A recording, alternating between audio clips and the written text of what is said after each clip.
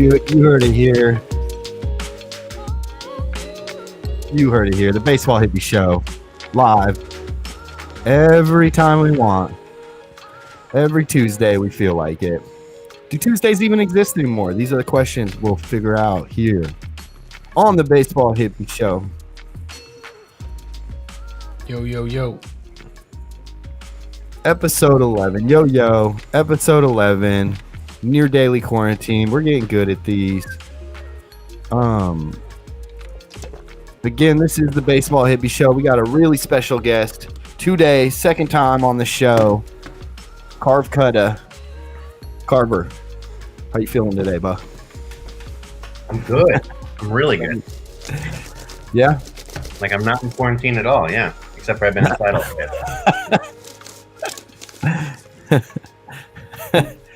You're really good. You're beyond what even normal good. It's like nothing on the outside world is affecting you. Any day I'm blessed enough to just look at soul patches all day is a day I'll take. They say the soul patch is a window to the, well, patch on your face. Kidding. I do have to say, I thought you were going to say any day now. As in, like, any day now. It'll all just any day now. That's what I'm going to start saying to people. How you doing? Any day now. Any day now. Yo, shout out to Carver. Thanks for coming back on the show, man. We're going to talk history of Soul Patch tonight. We're going to go through some cards. And I had kind of a come to Jesus moment. I had kind of an existential moment while listening to a New York Times podcast entitled Rabbit Hole. So we'll talk about that as well. But first, Brownberg, how you doing? I got to say a very special shout out. If you missed it, Brownberg played one of the most incredible live sets on YouTube on Sunday. Within 2 days, it became our most watched video. It broke the analytics. So, yeah, just, man, how you doing? That was, like, incredible. You did the art, you did the vibe, and the music just matched everything. And I don't know, I was just listening and playing my new game set, and I just loved it. So, thank you. But how are you doing, man? I'm good, man. That was really fun. Yeah, some friends hit me up and were just like, hey, when are you going to stream music? And I, haven't really been doing a lot of music, at least publicly. I'm always like making stuff, but, kind of inspired me to get a lot of unfinished or half-finished projects put together. And yeah, that was kind of, the music was the result. And then I wanted to kind of present it in a more interesting way. And that movie in particular was a movie that I had watched when I was making a lot of this music. And I felt like I didn't do anything to the visuals. I sped up through the beginning of the movie a little bit. But I really didn't do it. I don't know. I felt like it matched pretty well with a lot of the feel that I was going for in the music. Oh yeah, totally. There was a few scenes that were like pretty much perfect, man. Mm-hmm. Like the one towards the end where they were like flying up. That shit was crazy. Yeah, that movie in general is crazy. It's called Your Name. I'll probably butcher the dude's name. Just a second here. I don't think I synced it. Your name? It's 2016. It came out. The director's name is Makoto Shinkai. Makoto Shinkai. I'm not sure. Not good with Japanese. But anyway, his art style, and I'm pretty naive on the subject. I'm not really sure if it's like he does like the art direction on it too, or if he's got like a group of artists that he works with. But if you look at like all the movies that he's done, they have a pretty consistent like visual style, which is like a really photorealistic anime. Super like detailed lighting and stuff like that. So I don't know, pretty cool. And the stories are, I think, interesting. This one, the story is about a boy and a girl switching bodies, kind of like a Freaky Friday sort of thing. Yeah. I tell people that that's my favorite genre, body switch movies. I fucking love all of them. You should check this out if you're into anime at all. It's pretty cool. I'm definitely gonna check it out. I mean, it sounds dope. Yeah. Your Name. That's awesome. But we got to. But anyway, yeah. Before the sick. show's It was in, awesome Carver, being I able want to to get play your music. list on top 5 body switch movies. Top 5. Say it again. I think the Freaky Friday remake Top 5 body switch movies. is great. I'm a big fan of the Shaggy Dog. Both versions. Face Off has to be in there. Yeah, Face Off is definitely up there, right? I mean, come on. I didn't like the change up, but I did like 17 again. Thought it was pretty good. Someone asked on my Facebook a couple months ago, would you rather have your face taken off and be replaced with John Travolta, or would you rather have your face taken off? Oh, I asked this to John on Nicolas Cage. I asked this to John on one of our baseball hippie shows, actually, quarantine episode 6, I think. So yeah. What did he say? What's your answer, Carver? I would rather have what era are we I talking? think he said Nick Cage. Because if we're talking right now, I'd want Nick Cage. That's what his answer was. He said 80s Nick Cage. He was like, because if we're doing 80s or 90s, I think he said the same thing. We got to run the tape on that. I would go Travolta, honestly. 70s, obviously, Travolta. Just because he was like a stud, you know? Saturday Night Fever, looking great. Man, we talked about Saturday Night Fever too, because we did a whole little piece about the Disco Demolition Night, which was nice. Not the greatest time in American history, but it definitely has a baseball connection. So we made that connection. But yeah, I just want to say again, man, Brown Bear, if anybody hasn't seen it, it's called The Smoke Sesh, episode 1.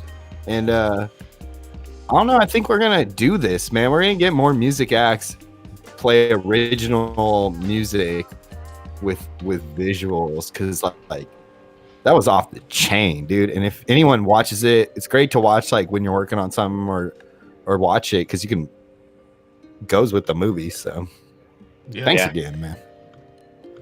Of course, dude. That was tight. That's just making me. Thanks for encouraging me. Thanks for supporting me. Thanks for tuning in. Anybody who tuned in and who's checked it out, it's fun to put this out there. I'm pretty proud of how it turned out too. So yeah.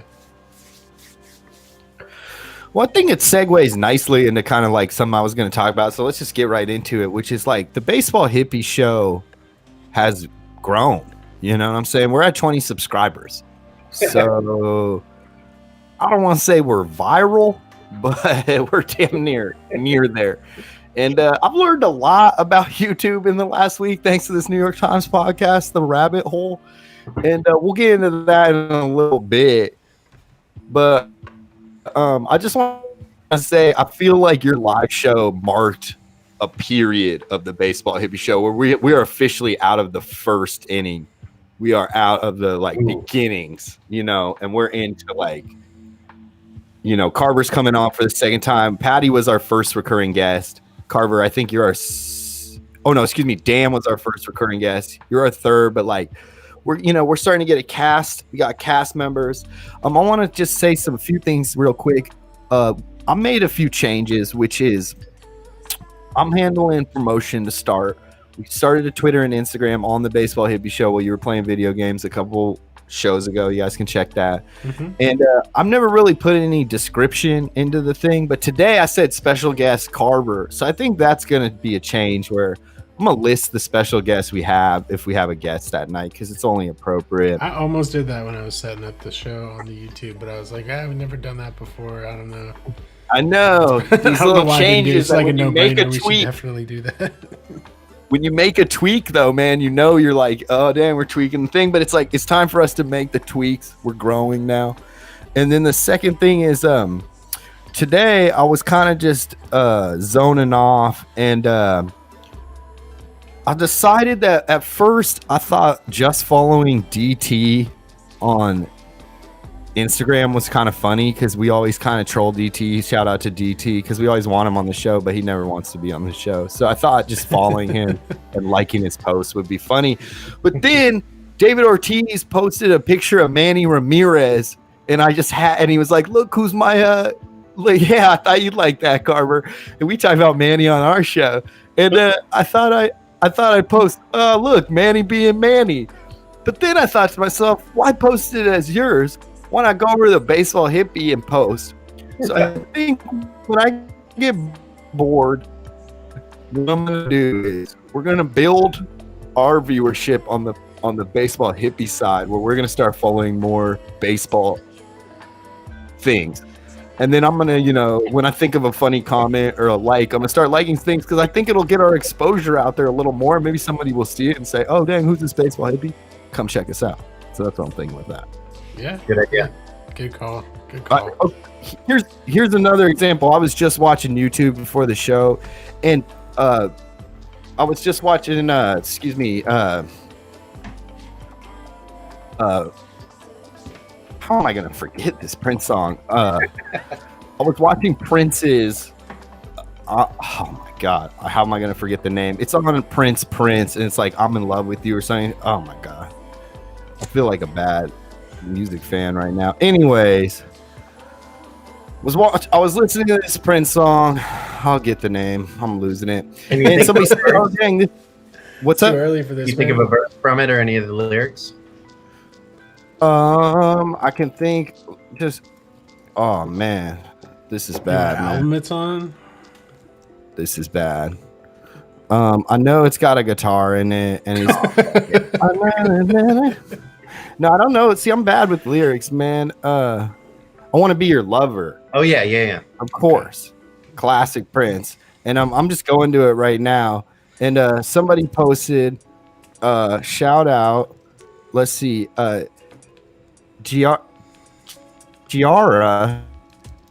I hope I'm getting that right. Giara Daily posted, "This song is the exact length of time it takes to properly fry fish to a beautiful golden brown. Kitchen dance party life."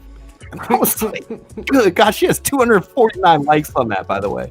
I was like, man, I gotta like this comment. Like, that is a good comment for this song. Like, I just felt that. So I liked it as the Baseball Hippie Show. I hope that's okay. And that's it's all good. You know, That's just the kind of stuff. You're in stuff. charge of the socials. You're in charge of the promo. You're in charge of what we like and what we don't like. Social media manager. I was just also impressed to see this song on YouTube and it was on the Prince official website, Prince official YouTube, because I feel like years ago this wasn't on YouTube. Like he didn't allow his music to be on YouTube when he was alive. I feel like, but maybe I'm yeah, and I think it's still kind of like I'm not a huge Prince fan, but I think that it's like certain things are only available in certain places even still, and like different streaming things have access to like different parts of his catalog, which is I imagine frustrating for huge fans. But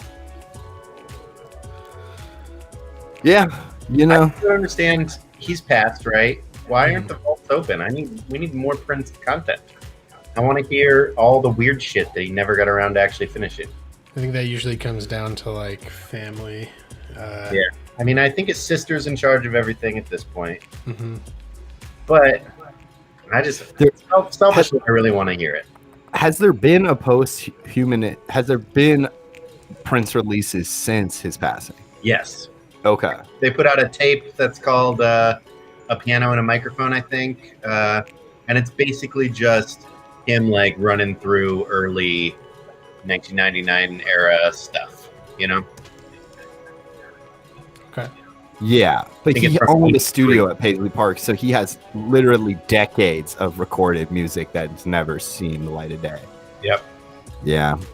I know that on Instagram somebody was playing some of his unreleased stuff. It's out there too, right? Like DJs occasionally play it. Somebody was telling me that. Again, I don't know a lot about Prince either, but shout out Prince. Yeah, Baseball Hippie Show. Quarantine episode number 11. We got Carver all the way, Cleveland Carver, all the way from Los Angeles. Carver, how you doing, man? Thanks for being on the show again. We had Nate in the chat just firing off dozers. I said dozers. Firing off guesses. No, are you dosed right now? Are you microdosed for the show? Is that what you do? I do every other day, so I did yesterday, not today. Oh, we missed you. Sorry, guys. That was perfect. Well, maybe there's residual, man. We got to get into that a little bit because we actually haven't really talked a lot about psychedelics at all. A little bit with Dan, but Yeah. more like psychedelic concepts rather than like Mm. actual psychedelics.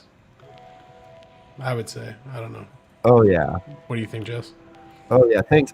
Yo, shout out to the request line. Shout out to the chat. Sorry, I just caught up. Shout out to everybody in the chat. Thanks for giving us. Yeah, I know when I stumble on Prince on live TV, man, it's like one of the most embarrassing moments of my life. You don't want to be caught on live TV trying to figure out what Prince song you were listening to. You know, that's just like, but it kind of shows my stripes, man. I try, but I can't know everything. But I damned if I try. So chat room, thanks for taking it easy on me. Shout out to everybody listening. Yeah, shout out chat room. Yeah, hey, shout out to how about a macro dose? That's what's you up. got a response for that. How about a macro dose? I haven't macro dosed since the quarantine. I'm Full gonna have to feed. give it a shot. Been a while since I've done a macro. Man, you could go into a very bad place very quickly, but also you could just forget it. All good. Can we get one more shot of the shirt too? What are the Dodgers? But just those are whole sheets. Yeah, something noisy. Macrodose for sure. Oh, what's that? Baby. Oh my god. How That was has a day? Was that like a giveaway event? I don't know. Did everyone just all right, this is the game that you can dose to. Section 280 to 330 is the tripper zone. Everyone out there can chill. It's like bark at the park. And everybody else will that's the family section, but that zone will be where the dozers I'm go. willing to bet the guy who The made dozers. went on July 7th, 2018, tripping to the game, and then he was like, "I gotta commemorate it." Make sure. He made a shirt to commemorate it. Have you ever Or gone even to? better, like Have you ever gone to? he's a got the baseball best game? friends in the world who are like, man, you were really tripping that day. So we made you a Who shirt. made you a shirt? We just wanted to commemorate how you were that day. I know the only Dodgers game I've ever been to. Shout out to Dodger Stadium. It's a beautiful stadium. I was sitting with my friend who's actually kind of a hippie himself as well. Shout out Chris, and he was like, "Yeah, man, my friend went to a Grateful Dead concert here a couple months ago, and the parking lot was so fun that he had a ticket for the show, but he just because." I was like, man, this parking lot's probably great to tailgating as I was looking across the giant expanse of parking lot. He was like, yeah, he went to a Grateful Dead show and didn't even get to the stadium. He just partied in the parking lot and had a ticket. But he's like, I was like, that's a party right there, man. You didn't even make it to the door. Yeah, that's what I was gonna say. Have you ever Yeah. been to? I've never actually been there, but it just seems so massive. That's like the last place I'd want to be macrodosed on.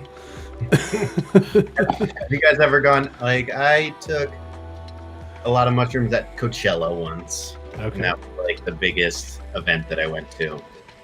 Super tripping. You know what I mean? Mm-hmm. And that was fine. It was good. I laid down during Radiohead. I did not watch Radiohead. I just laid down. Ooh, that's what's up. What? You saw Radiohead? No way. I love that band. It was pretty good.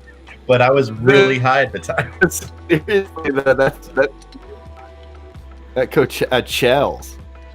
That's pretty good. That's rad. I was with somebody in a car. They had a Coachella bumper. We saw a Coachella bumper sticker, and they were like laughing. I was like, "Nah, dude, that's Chels, man."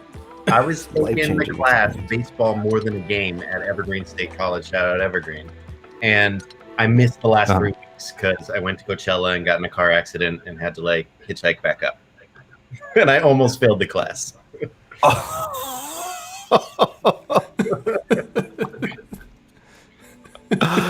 Carver, did you ever make it back? I made it back. I turned in my paper on Jim Tomey, and it was fine.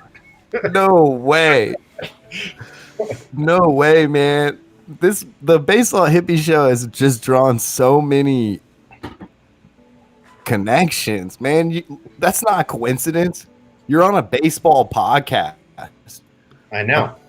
A podcast about baseball and psychedelia, and you took mushrooms at Coachella and then rushed back to finish your final college essay on the greatest Cleveland baseball player to probably ever play, James Tomey. They have a statue of this man in front of Cleveland in the outfield. Well deserved. It's not happenstance. I just want to say to the audience out there, too, everybody in the chat, if you know, we talk a lot about a Roger Schmotis on this show. And just a reference, Roger Schmotis is in 1977, I believe, or one of those years, Seattle made a call to Seattleites. Hey, we need to think of a name for the new baseball team. And so no one could think of a name. And then guess who sends in a name? Mariners. Roger Schmotis. You get free season tickets if you get if you pick the name that they want. So they reached out to him to get free season tickets, and he was nowhere to be found. And still to this day, this was in the 70s, no one's ever heard of Roger Schmotis. He disappeared. He never So existed. basically, the person who invented the Mariners, he could be. We pontificate on what he could be: an extraterrestrial, a CIA agent, a fake name made up by some portly bar goer. Who knows? All I know is the search for Roger Schmotis exists, and Carver went to Coachella and did mushrooms and watched Radiohead. It was That's good. what's up. Shout out to the beautiful engineering. I'm loving that. Oh no, I'm on. God. We're gonna get sued by the Prince Estate. I just know it. I gotta rectify all the messing up of Prince I've done on this show so far, man. Live TV is not easy, and either is going viral. So we're gonna talk a little more about this podcast now. So like I was saying, we're kind of into our second. We're moving on in our podcast. We're past our infant stages, and I like that, man. I feel like we're.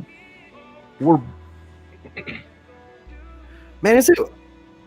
How can a hippie even say we're building a brand? That's what I was gonna say. We're building a brand. I don't really know what that means. I just feel like that's what you say in this situation. But I don't know. As the Baseball Hippie show, I don't know, man. It's kind of corporate. But anyways, rabbit hole. Here we go. It's literally a podcast about YouTube, and they go through this kid's history. They realize he's been radicalized by the alt-right.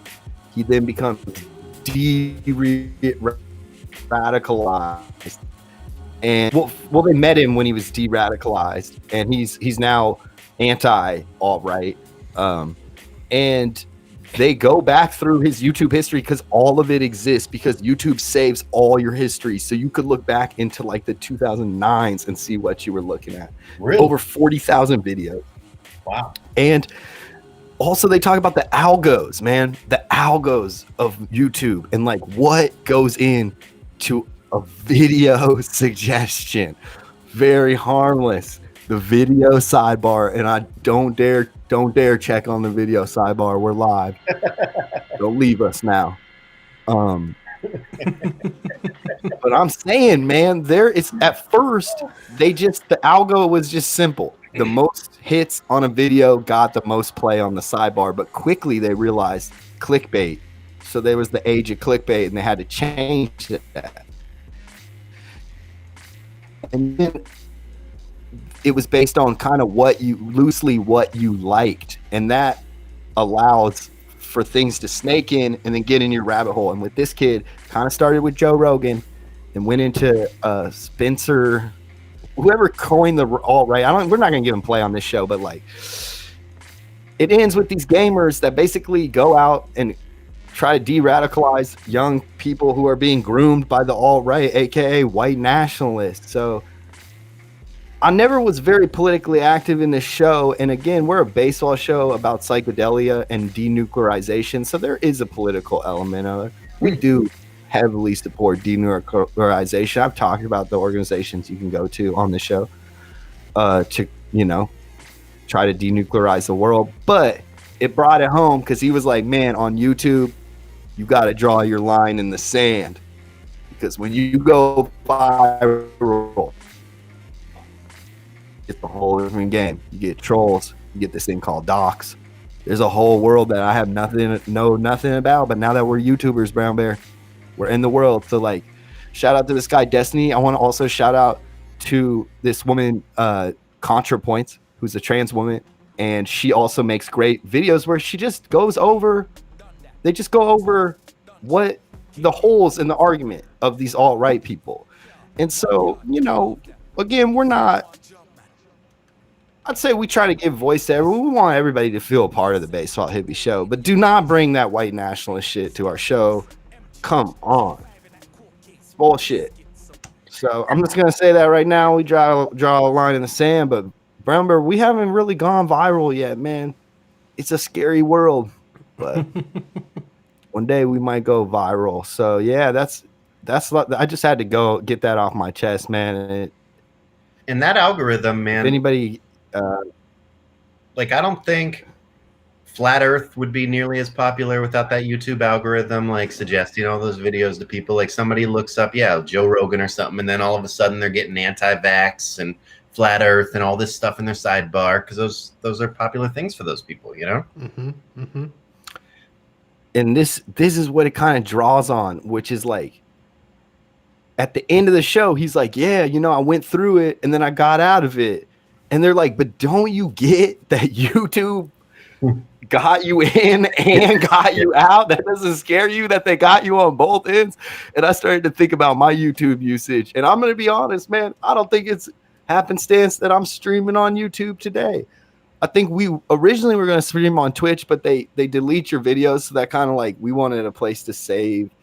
And, you know, I'm not huge YouTube, but man, there's people who get all their news from YouTube from these people, and they're literally people in their basements talking about how the media conglomerates, you know, are fake news, which I get that there's media conglomerate corporate bias and there's definitely a lot of strings being pulled, but it's kind of ironic that you're in your skippies in your basement talking about real news like you're a goddamn news reporter. Sorry. I just can't get out. We live in a weird world. We live in a weird world, and Baseball Hippie is not is it? Oh, do we have bots in our chat? No. Something noisy about. I'm just kidding. I know who's so noisy. Shout out, Will. Hey, yo. Have you guys heard of this thing, ElsaGate? That is like a thing right now on YouTube? No. But catch me up to speed, man. Basically, like, I want to know all YouTube kids watch related from things from now YouTube, on. right? Like they watch like all these weird things that you would never watch, like Annoying Orange or like, I don't know, all these weird things. But ElsaGate is basically like when a kid watches a lot of that stuff in there, the algo like sets up all these like really sexualized like Elsa and Spider-Man and like all these things that kids like, but they're like super sexualized videos, and some of them are fucking disturbing. Like, you know, Elsa gets an abortion, or like her dad fucks her and she gets like an abortion or something. You know, like these are crazy videos that are like cartoons that like it suggests to kids, basically. You know what I mean? And yes, like there's this huge movement to be like, YouTube, like, what's up with this? Why is this still happening? Why are you still dude, I think I know these videos? Yeah, man. One of my god sister's little kids, one of my like cousins, basically, he hit me with this, hey man, have you seen this cartoon Jeffy? And I was like, what? People used to call me Jeffy, so all right. And like, yeah, it's just like kind of like fucked up South Park, but like not funny. Like but not that far core, but also like kind of like I looked at him like, why are you watching this shit, man? Like, go play video games or something. Like, I don't know. So censoring is what this podcast ends, and I think that's what you're talking about too, which is like, what is the line here? And I mean, when we started, we definitely had to ask like, are you a kid's show or not? And we said no, so we're in the clear. But yeah, man, I wouldn't want my kids watching that shit. My imaginary kids, my invisible children. No. Man, I love saying that. That's like such a classic human thing. I wouldn't want my kids doing that. It's like, what do you mean, your kids, dude? It's like you gotta climb a few ladders before you even like could like you like. If you had a kid, people would feel bad for you. They'd be like, "Oh, damn, we know he cannot afford that child." Sorry. Brown Bear, are you thinking of having kids? Did that discussion come up? Yeah, that'll be something I do at some point. No, but for real though, yeah, yes. I think I'll try one and see how it goes from there. Smart. But yeah, we'll test it out. Test. I have a tester nephew. He's pretty chill.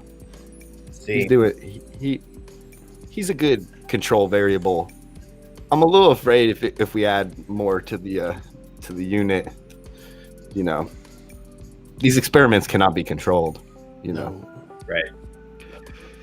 You have a kid one day, next thing you know, it's July 2017, and they're macro dosing as the LA dosers. You know, so.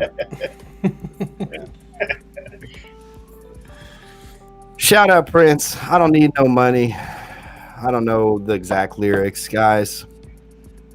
I've been quarantined. I've been holed up for a while. Thanks for talking that podcast with me. Sometimes you just hear a podcast, you know? Yeah. It just... Does that ever happen? Just hear a podcast, man. Sometimes.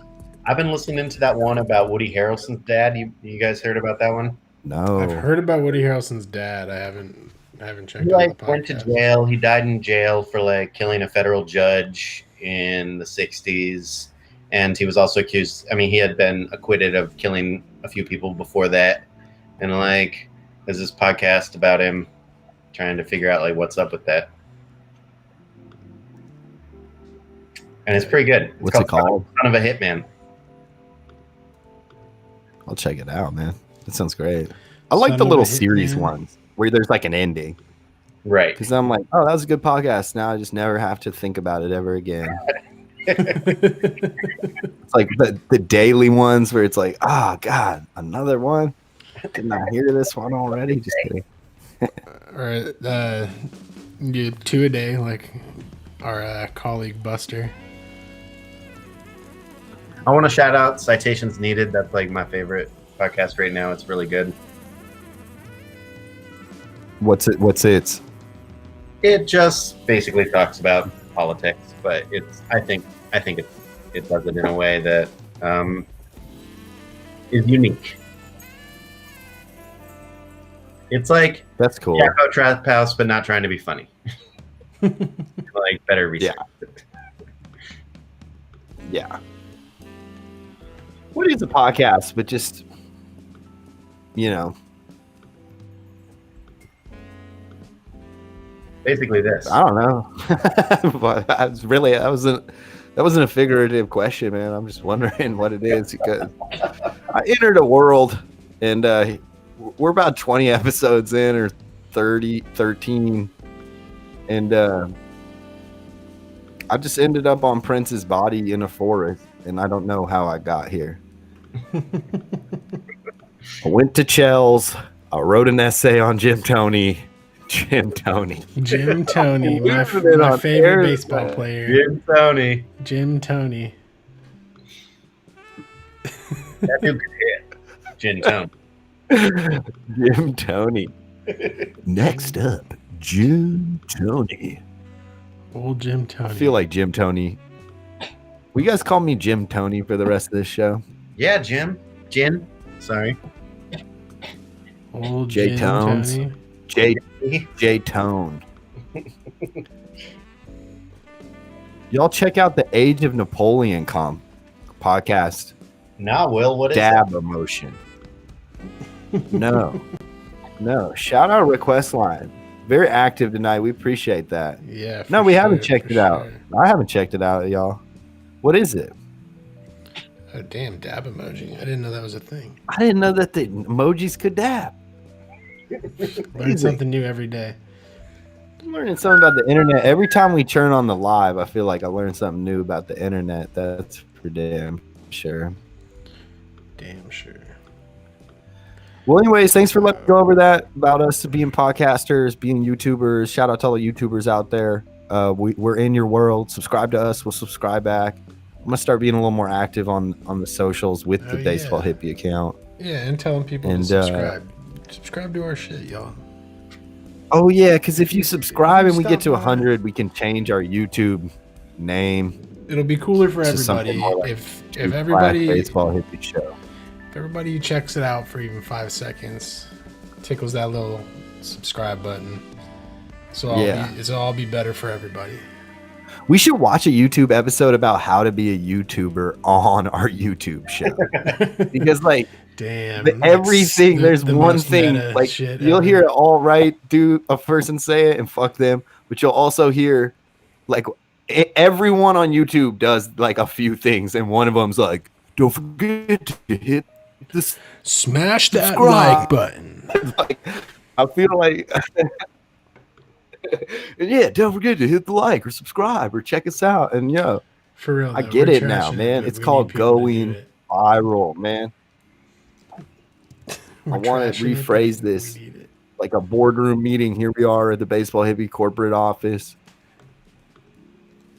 We're going to talk about something to build the brand today, okay? We're going to talk about a little thing called going viral. First, you find something that's already viral and you comment on it, and then you just post your title about it.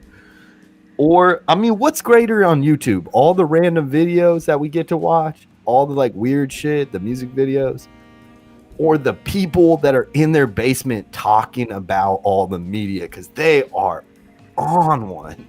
Like, there are hundreds of thousands of videos of people. You're not wrong. Yo, what's up, guys? I'm Baseball Hippy. I just listened to this Prince song. I think it's pretty rad. It's like got a guitar in it, and I forgot the lyrics. There's that on every channel. Here's another fact from this podcast. They said over 1 billion streams a day, 1 billion hours of streaming a day. And oh yeah, shout out. We'll get to Soul Patch right here in a second. This is my soul coming out through my patch.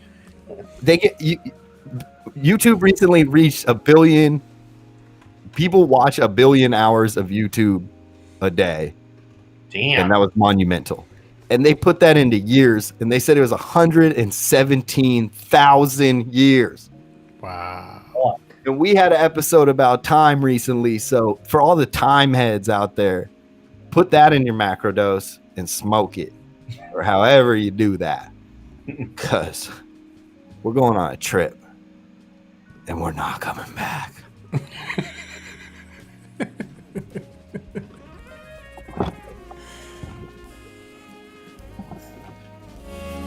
Anyways, that's that segment. Thanks for listening to that little tangent.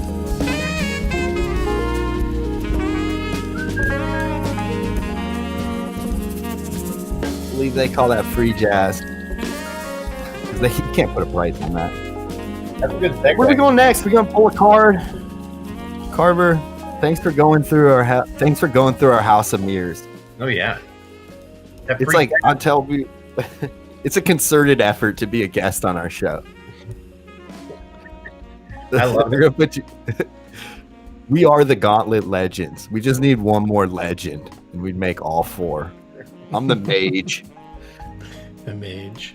Yeah, shout out to Retro Games, man. This Raspberry Pi that Cousin Dan suggested on one of the shows has been doing me good. I've been playing retro games. I've been playing SNES. What you been getting?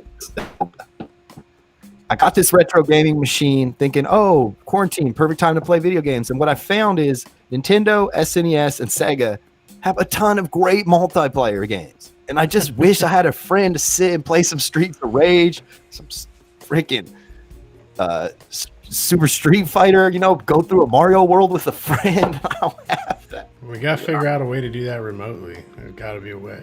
There's definitely a way. There's got to be a way, man. There's a will. There's a way. So we'll make it. All right, we're going in the next segment here. Should we do pull a card? Should we pull a card, or should we go straight into what everybody's really here for, which is we got Carver back on the show to go over the history of the Soul Patch. We can pull a card. I got to grab the cards real quick if you want. All right, let's pull a card, and then we'll go into our main function. Carver, you got to add anything, man? I'm sorry to put you on the sideline for so long. No, you're good. I've been playing some video games too. It's a good time for it. I've been playing Animal Crossing. Disco Elysium is one that I really been digging. That I think everyone should play. It's dope. Yeah. What format? I play it on computer.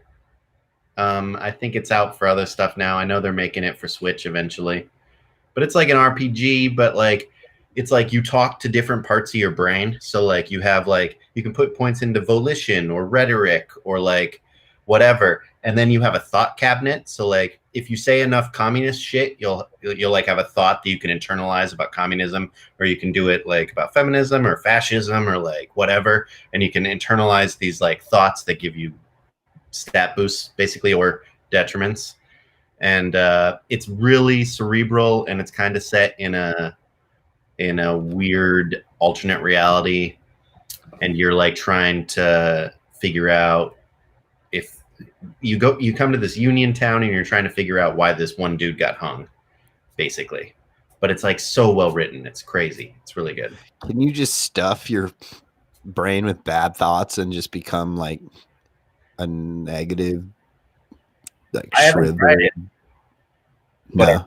I think you could go that way. You know, if I was going to play it again, I might. Whoa. I don't know. I don't know. I don't think that'd be very fun. Yeah. How did you approach it? Is it an alter? Like, are you alternate with it, or are you kind of like Carver? Like your moral like ground. I'm trying to play, I guess, what I think is most fun at the time. You know what I mean? But I'm trying to be kind of a good guy who also is like, yeah, really into communism and karaoke and shit. You know what I mean? Yeah. Yeah.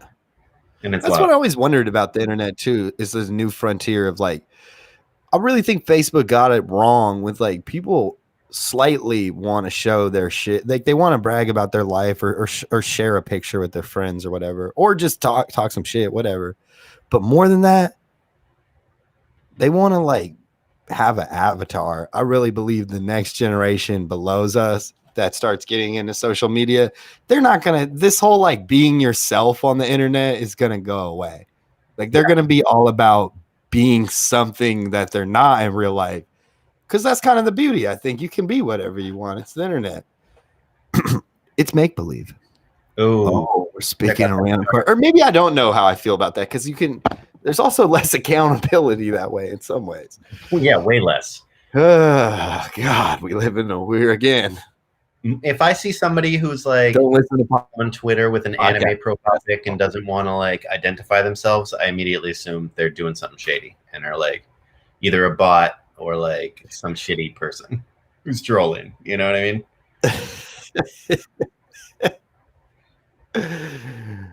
Man, you're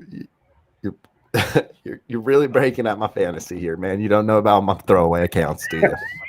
I do not know about my burner account. Is it weird if you have a burner account and you're not famous or like notable in any way?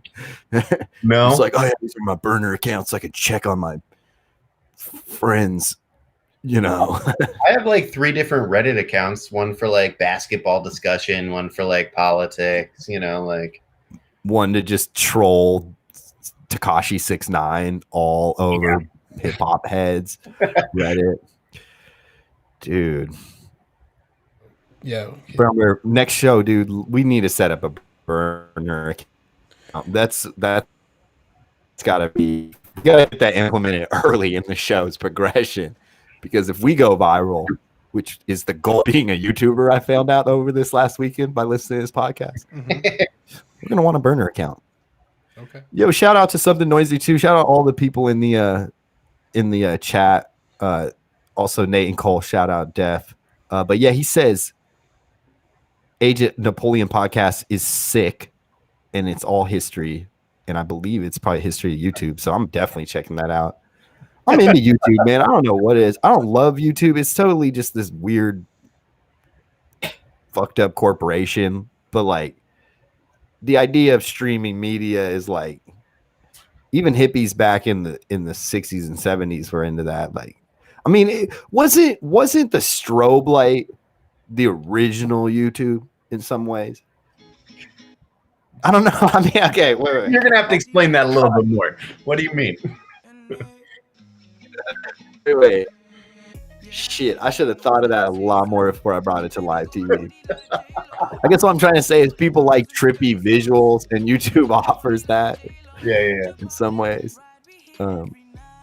Yeah, we should get a visualizer on our show, Bramber. So when you play music, like at the bottom corner, there's just like a little like sound wave, you know?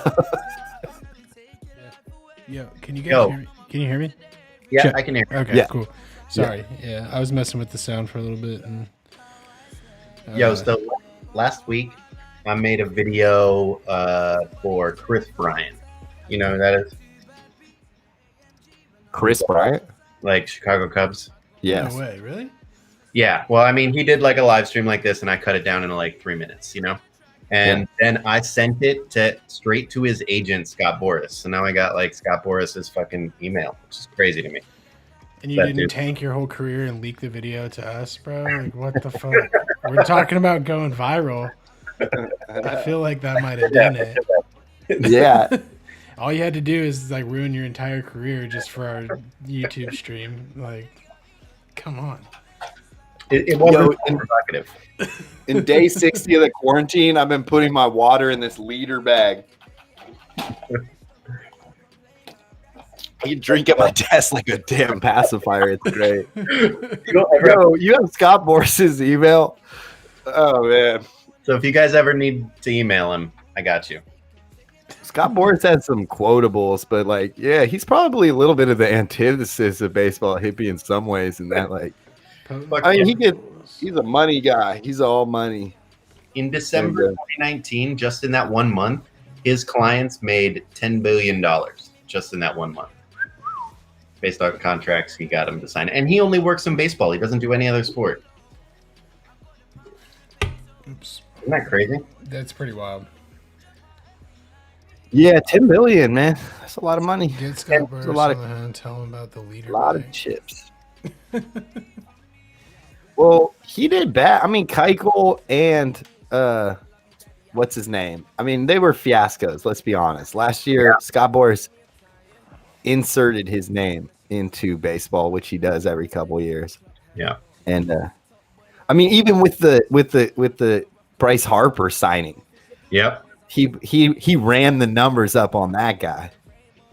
That's what he does. That's what he's famous for. Just like applying the pressure, figuring out where the pressure is and applying it. It's crazy. Show me the money. Show me the money. Let's send him an email in all caps. Show me the money. Stop. We need that money, man.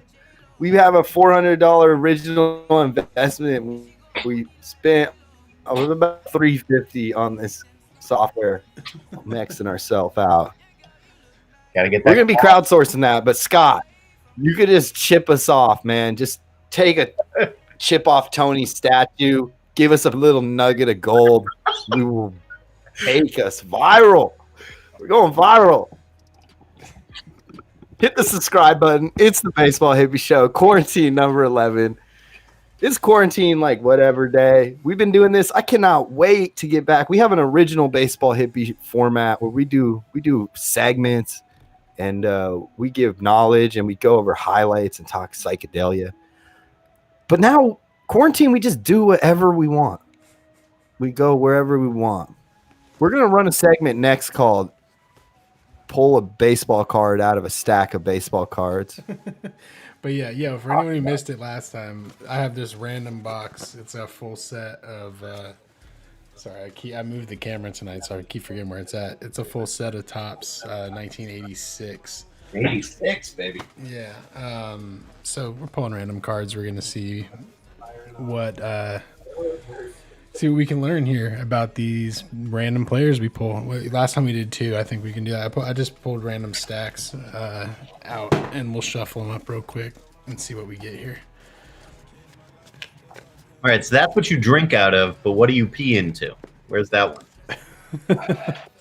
It's my other body bag.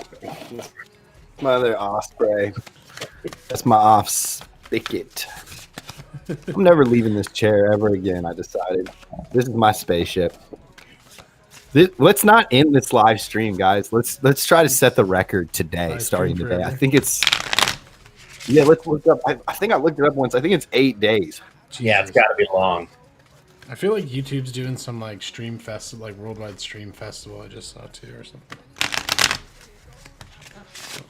Which is funny because it'll be like everybody streaming. The at longest once, and video there'll be live stream is no 161 hours. 161 hours. Yeah. That doesn't. According to Guinness World Records, man, Guinness World Records isn't called Guinness Book of World Records anymore because we don't have books anymore, dude. Dude, That's changed. that kind of According, that kind of works I out. feel like Encino, man. Yeah. That kind of works out perfectly for the baseball or for the baseball show because you do 162 hours for every 162 game season. Oh. You're all good. Oh.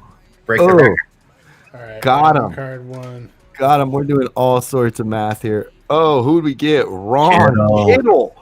Ron Kittle is White Sox. All right, let's find out a little bit about Ron Kittle. Ron Kittle's a famous coach, I believe. Yeah. Yeah. Right. Hey, let me look this up. Let's see what it says about Ron get some Kittle. Ron I need Kittle. more light in this situation. Brown Bear, if you Google Ron Kittle and you see that first image of him in that White Sox hat, that's classic. That's a Probably gonna have to classic. pull it up. Oh man. Yo, anyway, real quick too, I didn't know Bill shout out Gates to played for the White the Sox. chat room saying yeah, it's got the. Can you put that up? I'm pulling it. That's Yeah, a just classic give me just a Ron second, Kittle. yeah. Well, that's a classic Ronald Kittle. Yo, shout out to Request Line. Can I put Jim Tomey, special Jim Tomey Goldschlager Gold Flakes in my leader packet? No, not tonight. James But Toney. maybe next day. I think you just found our first $1 million idea. Why doesn't Goldschlager just sell the gold flakes? So you can put it in any drink. You can have Goldschlager gold flakes in everything. You can have it in your OJ.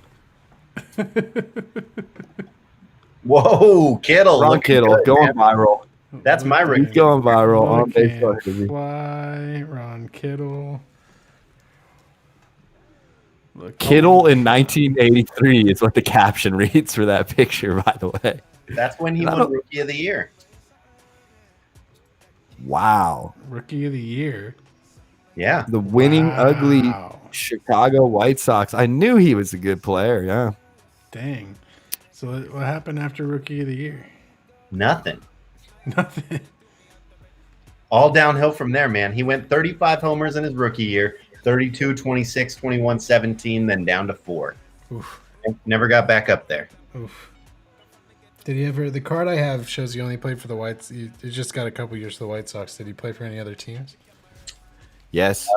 Yeah. Played for Yankees, Indians, White Sox, Orioles. But his career wasn't that long. Looks like it ended in 1991. But that was, all-star and rookie year. I don't think he ever had a good season after that. Damn. No great ones. I mean, following up with 32 jacks isn't so bad. Well, but I would you're right. take a. 15 that year, so that is pretty bad.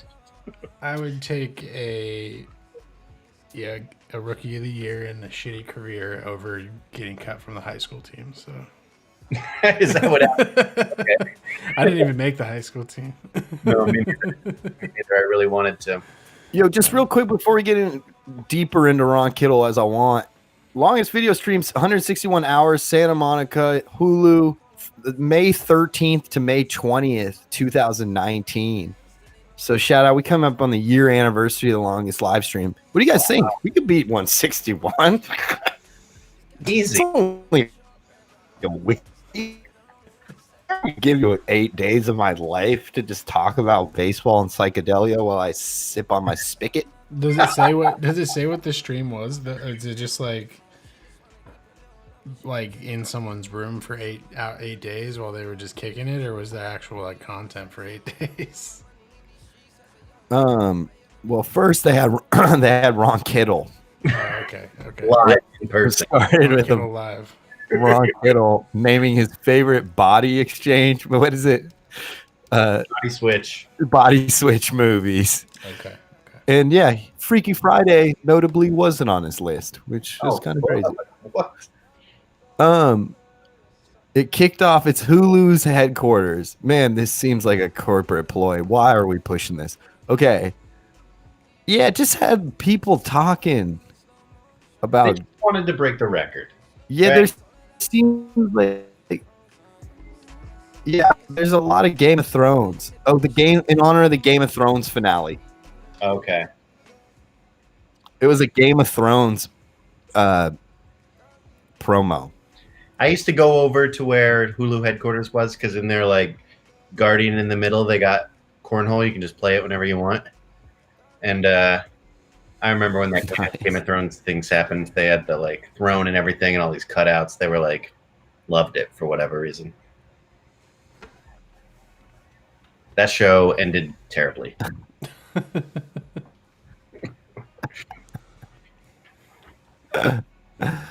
I'm looking up a Ronald Kittle, aka Naked Biker, on Twitter. No, Whoa. I hope I'm not docking this guy. Is this not him? I That don't can know. be the same Ron. Don't ever. I Ron think I'm Kittle just picking a random person. This No says, way. It says Kittle builds custom collectible benches out of baseballs, bats, and bases. He also works in public relations for the White Sox and maintains a popular website and blog. It's pretty cool. All right. What's his popular website and blog? He lives in Chicago. Citation needed. Not sure. This is Ron Kittle. The Naked Biker is Ron Kittle. I'm going to his website right now. He's got his jersey up there. Okay, pull this up. Get this up on the back. We got RonKittle.com. It's Ron Kittle Inc. Naked Biker. Dream big. Don't ever let anyone outwork you. And if you're going to do something, do it perfect. Period. Yeah, shout Whoa. out, Ron Kittle. Love, That's what's laugh, up. listen, and smile and waffle up. What super shout outs tonight to Ronald Kittle, aka Naked Biker. We're not trying to dox you, dude. I just learned what that means this weekend. But we are trying to get subscribers, and we're definitely trying to go viral. And if you can help us go viral. Man, 18 hours ago, the guy we just pulled the cards from. I'm about a duffel bag and a sleeping bag away from heading out west on my motorcycle. ... Ooh. No radio. Just 185 miles till the tank is empty, and fill it up and do it again. Waffle up, folks. Peace, hugs, and imaginary high fives. I think we need to reach out to Ron Kittle via Twitter Yeah, at some point. that'd be great. This guy's smoking a cigar, drinking a Stella. This guy's a legend, man. We give it up to legends here on the Baseball Hippie Show. So shout out Ron Kittle. Man, every time you pull a card, we go deeper and deeper into the vortex, my friend. I think we need one of these benches. Or maybe we should buy his book, Tales from the... Oh, we could ask for a copy of his book. Tales from the White House Dugout, a collection of greatest White Sox stories ever told. Ron Kittle. Okay. We're going to get to the PR part. Oh, I could write him a comment right now. Should I write him? We'll talk about it after the show. Ron Kittle, shout out. That's amazing. Yeah. Wow. Ron, Interesting. you're gonna get us going viral. All right. Any final words Don't troll on Ron us. before We're not trying to troll on you, Ron. before we pull another card? Well, I think one thing I got to recant, just in case he does watch this this video, is Ron. I did not mean to say you did not have a good career past your rookie year. I was just looking off Ron. I didn't know.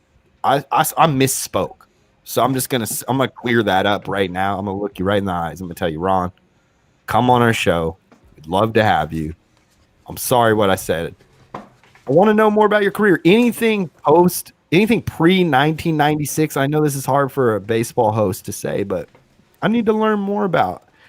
And like you say yourself, if you're gonna do something, do it perfect. And so I didn't do that. I'm telling you that right now. I'm trying to recant. So shout out Ron Kittle. We can pull another card. Got anybody on the crest line? You got anything about that? You guys want to add some Goldschlager to that? No? Any relation Shout to, out. to Kerry Kittles? I was gonna say. I do not believe so.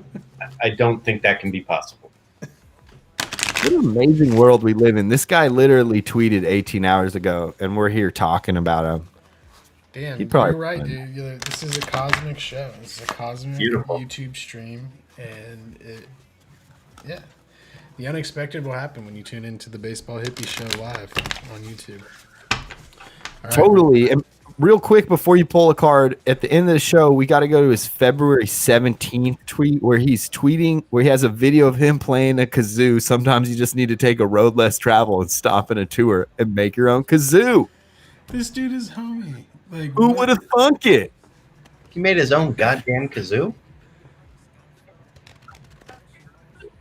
Can you guys hear this?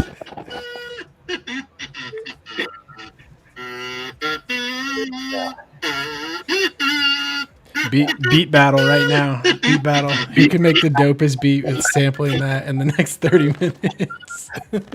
I'm not gonna lie. I think "Take Me Out to the Ball Game" would be a nice kazoo tune. It's got like good rhythm. Play ball. Play ball. All right. Play ball.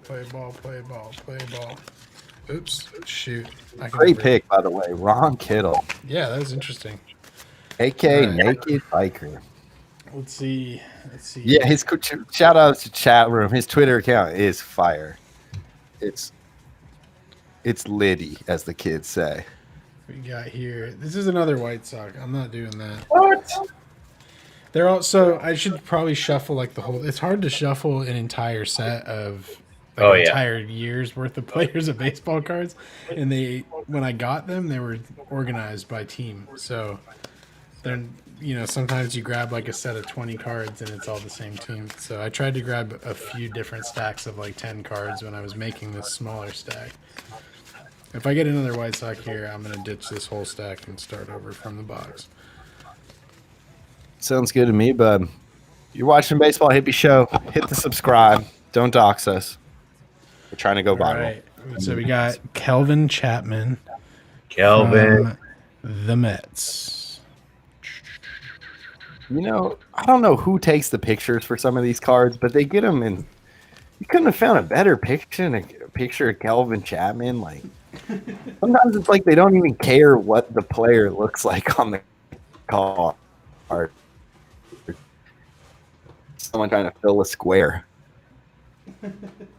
All right, Kelvin Chapman. He did nothing. This dude's got a square job. He Nothing. attended the Santa Rosa Junior College, Carver. Oh well, yeah, he did that. But other than Yeah, that, he didn't make it. He played 1 year in the bigs, as they call them. I think he played 3 years in the bigs. Oh, my fault. I'm looking at the wiki. You got the stats up, don't you? Yeah, Facts do matter, people. Facts he came up do early, matter. 1979, at age 23. Got sent back down after 80 at bats. Came up again in 84, and then his last season was that season you're looking at, 85. Okay, but yeah. So this tells us crazy story about baseball right here, though. He came up and had his rookie season in 1979, Yeah, and then Mhm. what? 5 years later, he didn't get the majors till like later. 5 years Yep. again later, and he stayed with the Mets the whole time. I think trading wasn't, trading smaller pieces around like that wasn't happening as much as it is these days. But still, that's pretty, I don't know, pretty interesting. I think a lot of guys don't kick around in the minors for 5 years after making their debut and then make it back for another 2. No, that's atypical. That doesn't happen. No, what? How long did he play in that 1985? Did he finish up the season with the Mets? Yeah, so he played 75 games in 84 and 62 games in 85. And 84, he had a good season. It looked like maybe he could be somebody. He batted 289, but then he never got above the Mendoza line in either of the other 2 seasons. What position did he play? Lost. Second baseman. Thousands of these hitter. players lost in the sands of time, my friend. You had an unfortunate career when pinch hitter is listed as like a primary position. Yeah, second baseman and pinch hitter is just like that's his position title.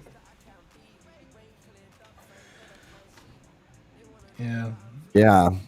Well, he was on a World Series team. Weren't the Mets going to the World Series in 1985, right? Let's see. I'm making that up. Or they were horrible. They were good in the 80s, yeah. Yeah, they should have been good. But I don't see any. I think it was 86 that they won. 86 is the year they won, I believe. Yeah, 69 and 86.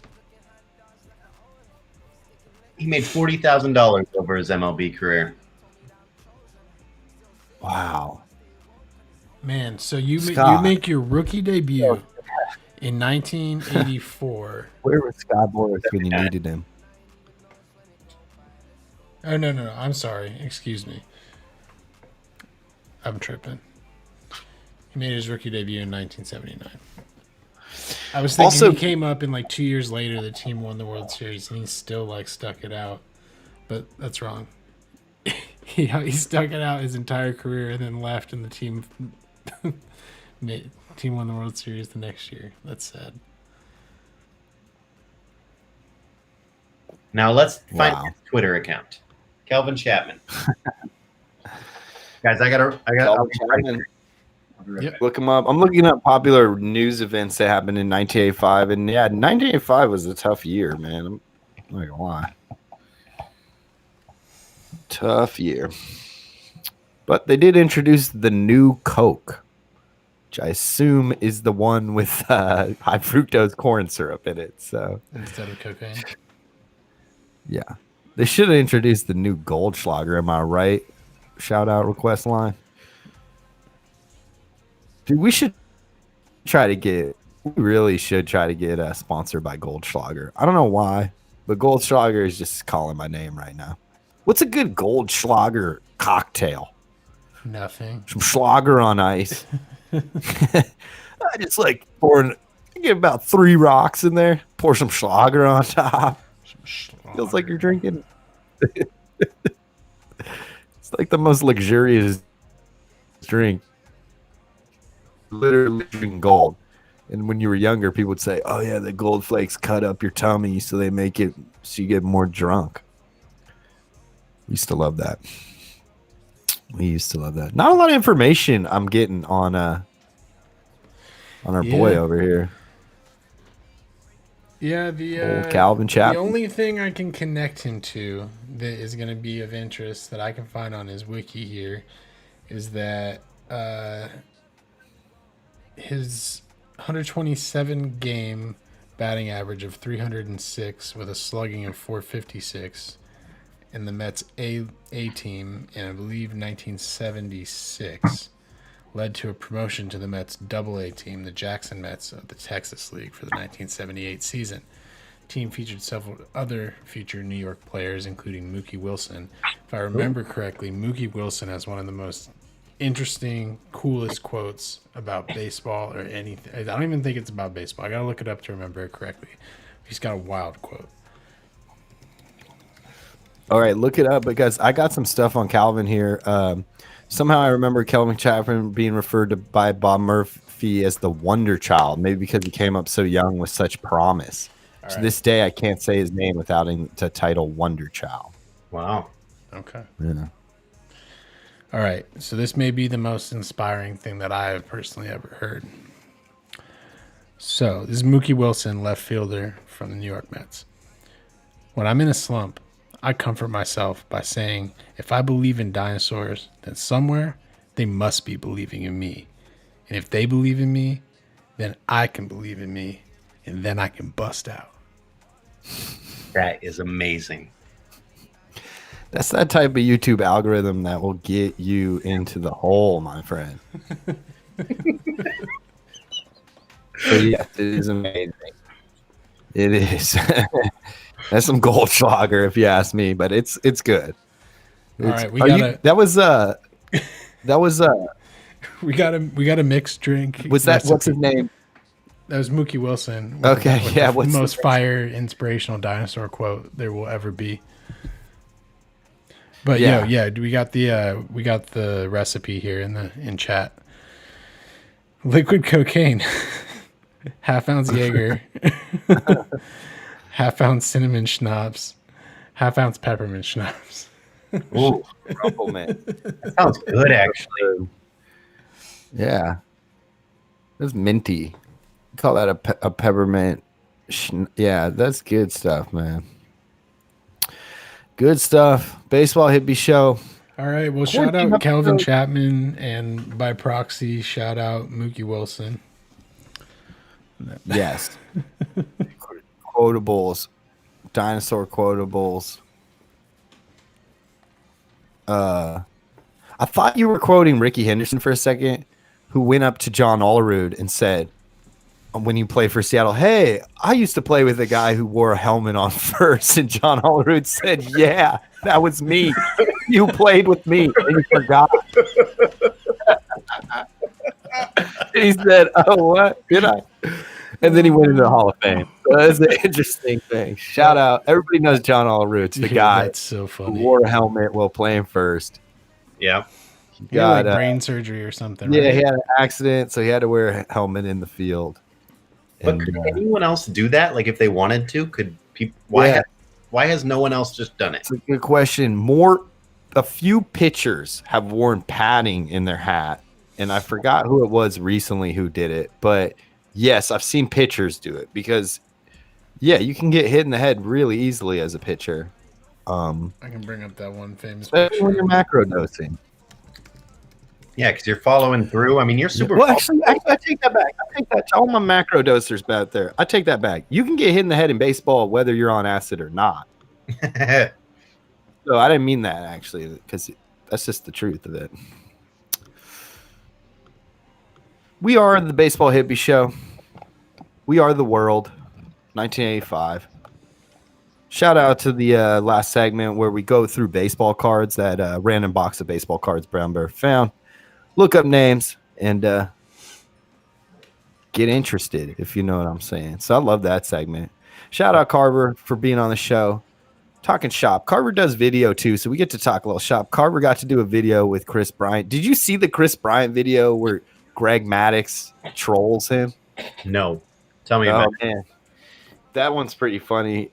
Brown Bear, if I send you that, maybe we could watch that at the end. But it's like they put Greg Maddux in a bunch of makeup, and then they're like, he's like a sound guy, and then he's like, yo, can I take a few pitches? And Chris Bryant's like, no. And he's like, it's cool. And then he like throws him, and then he throws him a curve, and he looks at me, he's like, dang, sound guy's got a pretty nice curve. And then he's like, no, I gotta try to hit a homer off this guy.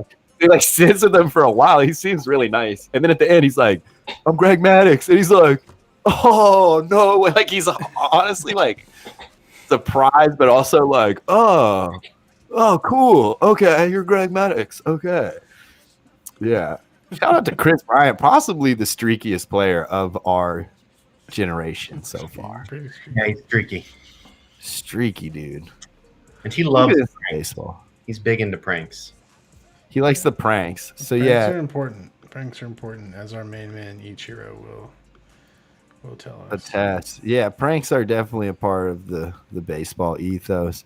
Shout out everybody listening. Again, this is quarantine episode number 11. We're doing these little quarantine episodes. We check in, we talk, shoot the shit, we talk biz. And maybe one day we'll get our original show, the Baseball Hippie Show, back and going. But until then, we don't. Who is this? Oh, that's the padded hat. Know, oh, yeah. yeah. This Oh, is yeah. That answered your question. What? Yeah, that's Tempur-Pedic. Dude, that's That's crazy. straight Tempur-Pedic right there. It's so huge. I know. Giant. It's He looks like giant. Elmer Fudd. I'm trying to diss him, but he probably has to wear that for a reason. So yeah, real quick, we don't put the glasses on or the symbol. We're shout out to all the frontline workers, all the essential workers, everybody during this quarantine who's out there, and Y'all see the video. stay safe. We like to make jokes. We're a jokey show, but in all seriousness, we're not going to do a real baseball hippie show with the glitz and the glamour, until things get back to normal. And there might be a baseball season this year, but there might not be. And we at the Baseball Hippie Show, we just want people to be safe and healthy. So shout out everybody listening. Thanks again. We wouldn't be powered without you. Yeah, chat's asking if we've seen the Ichiro video of him hitting the bats standing up. Yes, I saw that recently. What do you mean? What happened? What did he do? So there's that. It's kind of like, you know how I think it's called the wicket in cricket. Oh, yeah. It's like 3 things standing up, baseball bats standing up like that, and he's throwing a ball from. We should just pull up the video and watch it if we're going to talk about it this much. Yeah, might as well. Let me see if I can do that real Do quick. it. Let's watch that Maddox after it too, and then we'll talk history of the soul patch. Go to our main feature. However, I thought you were gonna grow a soul patch for this ad. You know what? I had something just going. shaved before you asked me to come on. I just shaved the whole thing off. Ah, damn Otherwise, it. I could have done it because I had a big beard at the time. But yeah, that's the first thing Melissa said. She was like, "Oh, you could have had a soul patch yesterday." I was like, "Yeah, man, I'm sorry." She's right. Shout out Melissa. Shout out Melissa for sure. That's awesome. Man, I want Ron Kittle on the show, and I want to go viral, but I'm just stuck with something, guys. Can we go back to that? It's the whole idea of being perfect as a baseball hippie kind of bothers me a little. I didn't like that either. I didn't like that. I wanted gotta to. do. Yeah. What's your take on Point the of life is not to be perfect. I don't know. I can't. It's not my life either. It's not. I don't want to misquote him, so I'm going to go back to his Twitter real quick.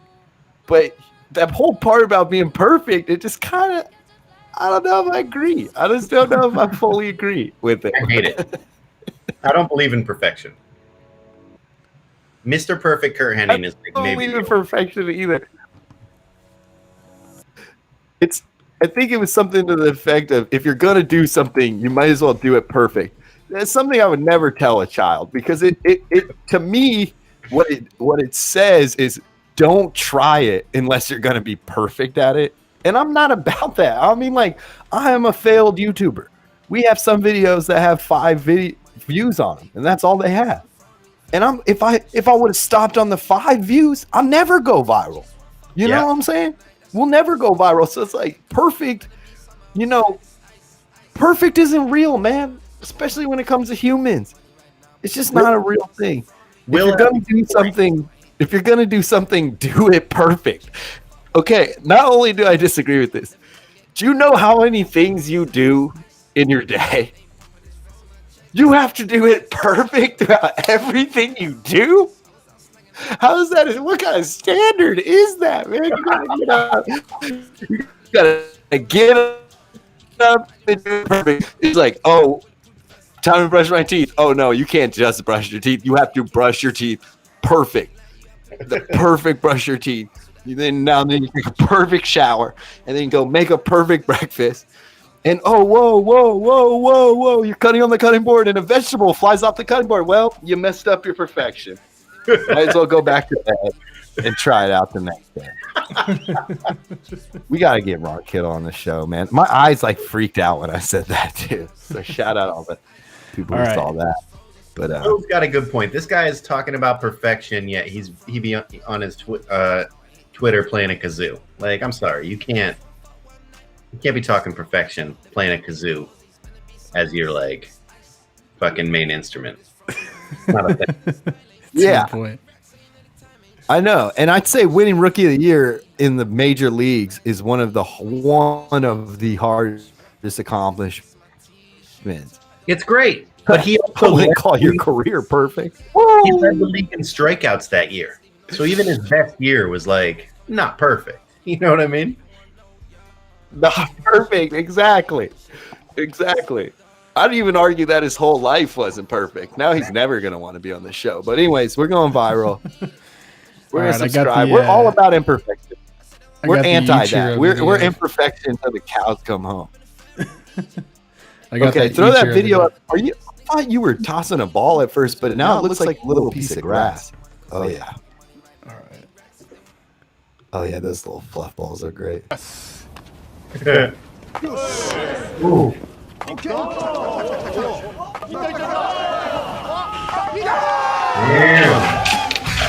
こそユンケル投入スタート Yeah, that's pretty amazing.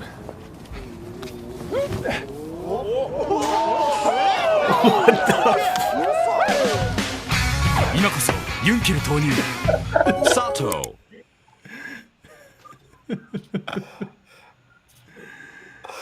What? Oh wait, will you quickly put Maddox, Chris Bryant because it's worth it. Yeah, it's right here. Wow. Yeah. God. Oh wait, before we go away from videos, will you pull up the kazoo too? I can send you the Twitter. We gotta show the listeners Ron Kittle playing kazoo. I was doing the ranking last year and I got pranked this year. Yeah, Maddox retired. Greg Greg Maddux. Maddux worked. Fucking Chris Bryant in batting practice. Remember, if you ever hear some guy's got a curveball, you know what video I'm referencing now. But I don't think I'm going to say that on the show. Man, this sound guy's got a curveball. Ron Kittle, it's gonna go. You're gonna be looking for naked biker. Naked biker. There it is. Wow. Shout out, Ron. We gotta get him on the show, man. Dude smokes He'd be a great. See, you go down a little bit, You could drink better beer though. and there we go. He likes the Stella. He likes cigars. He likes the Stella. Steaks. Maybe. He likes his deep dish pizza. Oh yeah. We're totally just like out in this dude's Twitter. Dude, we're trolling, man. Yeah, We we- become We're troll. trolling. We gotta become the troll that we're just trying to get to the kazoo part. We're not. This is not a make There it fun thing. This is.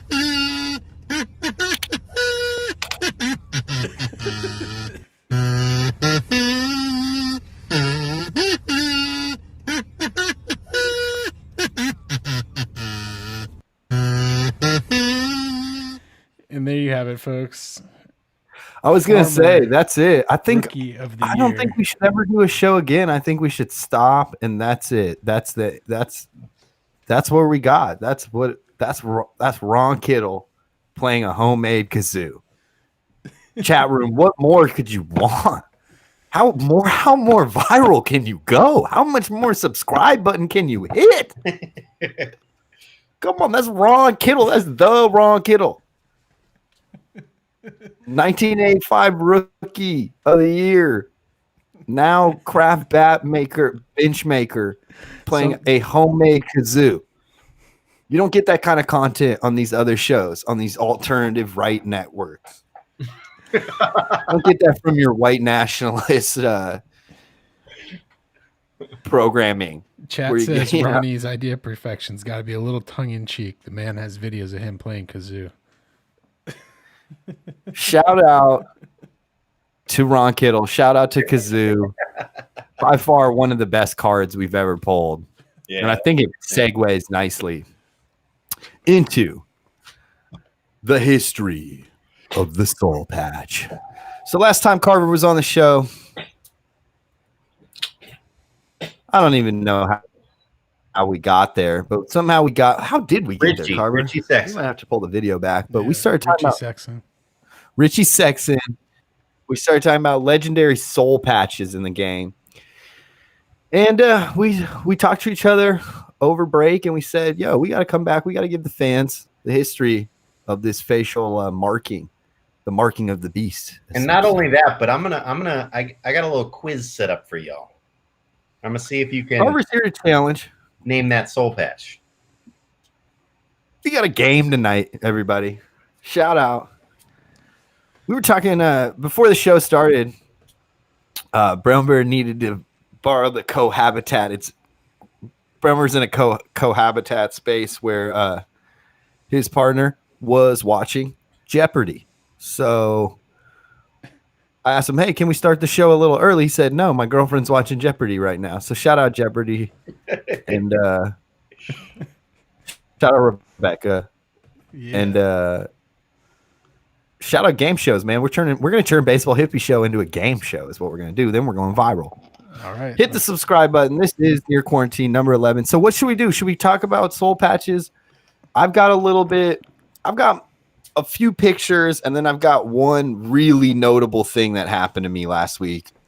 Too cosmic for even Roger Schmotis. Like this is X-Files level cosmic about the soul patch.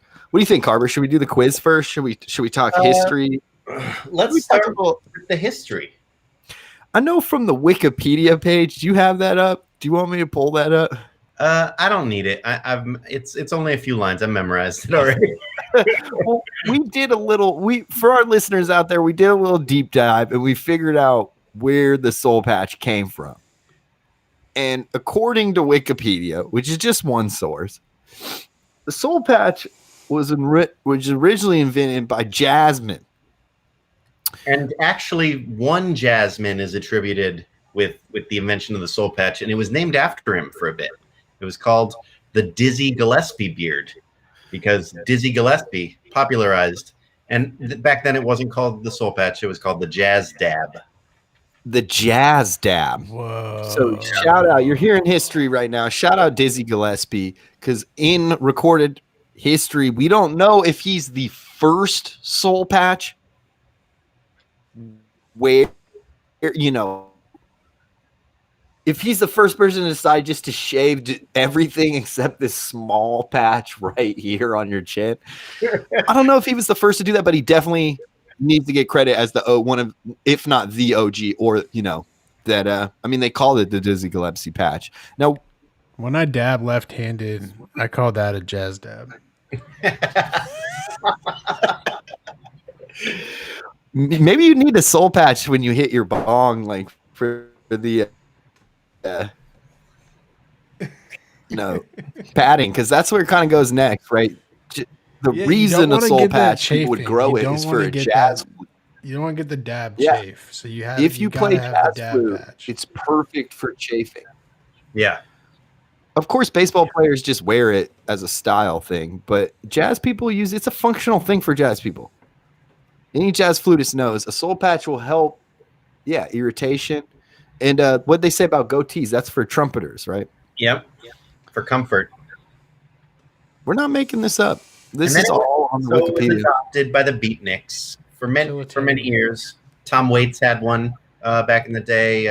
Bruce Springsteen, just a few famous soul patches, and then they kind of went away until the grunge era. Something happened where in the Pacific Northwest, a lot of grunge bands started wearing soul patches again. Well, that's not true. Okay. The Blues Brothers. So it became known as a soul patch because the Blues Brothers repopularized it.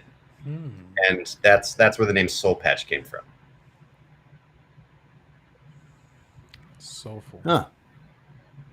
And then Luke Perry sported That's one. if I've ever heard. And And then Chris Gaines sported one, and that one looked really good. You want to talk about theory here? Do we want to go in a general discussion about soul patch? Because I gotta say, when I was Googling this, I was getting a lot of, I want to call him Barry Manilow, but I think he's got a different name. His name's like Barely man enough. Barely man enough. So my mom calls anytime someone brings up Barry Manilow, she's got to say that. That's a mom joke. It totally is. Yeah. It's like the most mom joke ever. No, what's his name? The guy with the briefcase is with the hand thing. Howie Mandel. What is that? Yeah, Howie Mandel, whatever, man. He's in the realm of hokey entertainment, and terrible. Yeah, he really okay. So the Howie Mandels have really kind of taken the soul patch, and as we talk about it, I'm feeling like it's one of those things, like many things in life, which was popularized by someone who everybody was loved and Were you was thinking of Tom Waits? Just something cool. Yeah. No, I'm thinking of Howie Mandel. Oh, you were thinking of Howie Mandel. Yeah, I was thinking of Howie Mandel. He sucks. And he's like, I called Howie Mandel Barry Manilow. Oh, I don't know why I drove it. I was still trying to think of like who you were talking about. My bad. Never mind. I didn't mean to cut you off. No, you're fine. Are you're talking me, right? Or are we talking McCarr? Whoever I cut. What? I interjected with some nonsense. Well, we were perfect until you did that. And so now Ron Kittle's not listening anymore. Show's over. Never going viral. We're unsubscribing as you. I can hear the unsubscribing clicks. I just feel like it's one of those things that was cool once and just became so uncool. And now it's almost uncouth because I'm here on an Ask Reddit, shout out Reddit. Should I get rid of my soul patch 7 years ago? This is kind of a two-part question. Do soul patches look bad to potential employers? Are soul patches unappealing to women? I've had a soul patch for a few years now, and I've been wondering if perhaps it looks silly to most people. Let's see what Reddit has to say about that. Dear God, get rid of it. Woman is what that says, as like quoted as like a woman said it. Thanks for the input. This person is so earnest. Thanks for the input. But would you care to elaborate on why? Because you look like a douche. And then someone else wrote, because it's called a soul patch. Because when you do a Google image search on it, Billy Ray Cyrus and Adam Lampert come up. Because it makes you look like a douche or creep. Because the only guys that ever look good with a soul patch are the ones who are good looking in general and would never even be better without one. That's not a very convincing answer. This person's looking for convincing answers and no one's really giving it to him.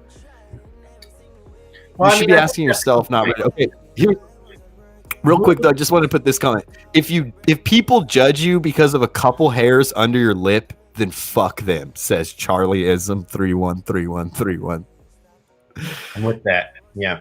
Yeah. So history of the soul patch here on the Baseball Hippie Show. If people judge you because of a couple hairs under your lip, then fuck them.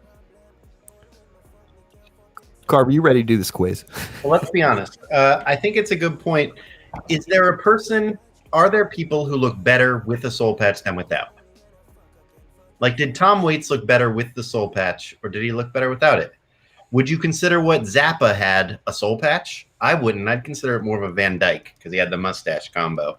But I think a lot of people thought of that as a soul patch, you know? Yeah. It's a very I think it question. becomes a soul patch in absence of the mustache. Right. I don't know. That's what I think too. That's my outlook on it. I don't know if that's soul patch. Because many of the articles I read were like 1999 was the year of the soul patch. They had Chris Gaines and Apollo Ono and Mike Piazza. But I swear to God, I looked at every picture of Mike Piazza from 1999, and he always had a mustache. And I'm like, that's not a fucking soul patch. You know what I mean? Yep. And that, you know, Apollo Ono was big on the soul patch history. You gotta give Apollo Ono some credit. Done soul patches for the show. I know. He brought it to fruition in some ways. I'd say let's get into a quiz. I have some more stuff to talk about soul patch. I have one thing real in particular. How I could answer that question is, you know, do you, you know,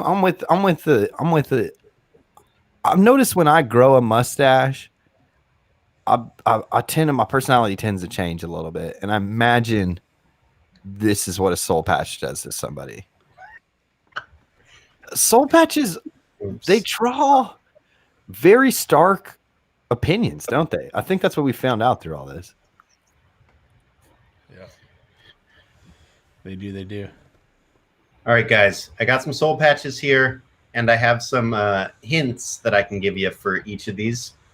If you know any of them off the bat, you can call them out. But I think you might need a little bit of hints from most. Okay, well, I know. I'm just gonna say it, and I hate. Are they all baseball players? Is it just? It's just. They're all baseball players. Okay. Wow. Well, I'm definitely saying middle top is Scott Spezio, and I only know that because I did massive research on the soul patch. I did see that one as well. Yeah, that's correct. Yeah, Scott Spezio played for your Seattle Mariners for a bit. Utility guy. He was famous for having this red soul patch in his last few years with the Cards. He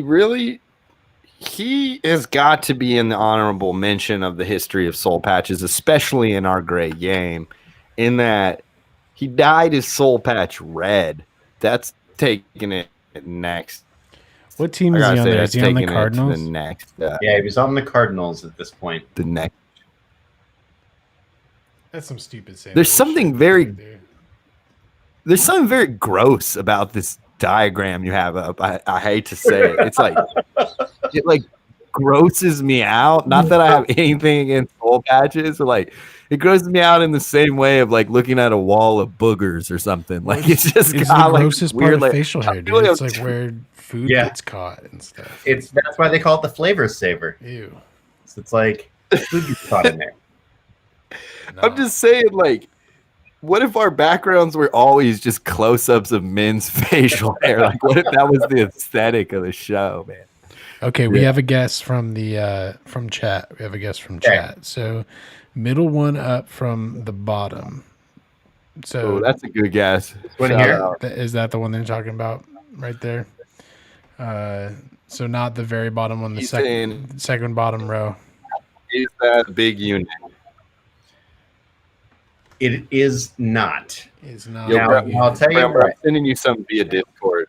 I did not include Randy Johnson because he never had the soul patch without the mustache. These are all and I'm right there with you. These are all mustacheless soul patches. So let's start with this one here. If you have a mustache, I'm right there with you. You're not allowed in the soul patch gang. Soul patches are free form. They're an island. If there's an isthmus near your island, it's not you're an archipelago. You're not a fucking island. Yeah. All right. So this guy got that out of the way. This one, yeah. The one above that just sickens me, man. Oh, because he's just in a weird way. It just, dude. It gives me gag reflex, but I'm into it, and I think it's JJ. It's not JJ, is it? Nope. No, it's JJ Andrew Worth. No, or Jason Worth. Oh, it is not Jason Worth, but Jason Worth is up here.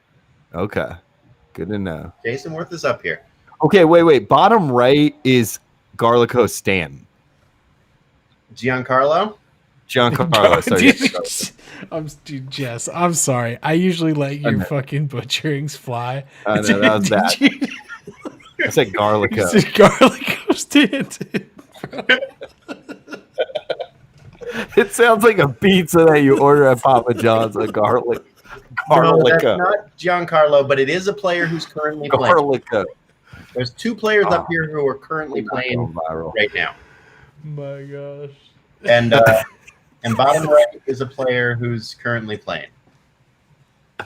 Well, we damn know it's not Garlico. No. Do you want to know a few hints about bottom right? I do want to know. It's no wait. It's he was a Mariner, the bottom right. He was not a Mariner. There's a few Mariners then up I here, know. but he was not one.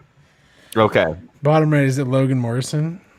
It's not Logan Morrison. Jesus. It was Mariner He's played for 6 seasons. He is a batter, and he played his first 4 seasons for St. Louis. He now plays for Toronto. Ooh.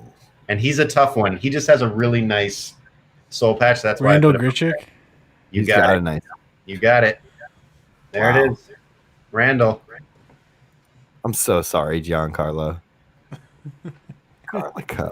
There he is. MVP Garlico Stanton. Dude, I'm not Ron Kittle's definition of perfect at all. All right, Randall Grichuk down. Richard. Is that one? So the one that was above Grichuk, is that Griffey?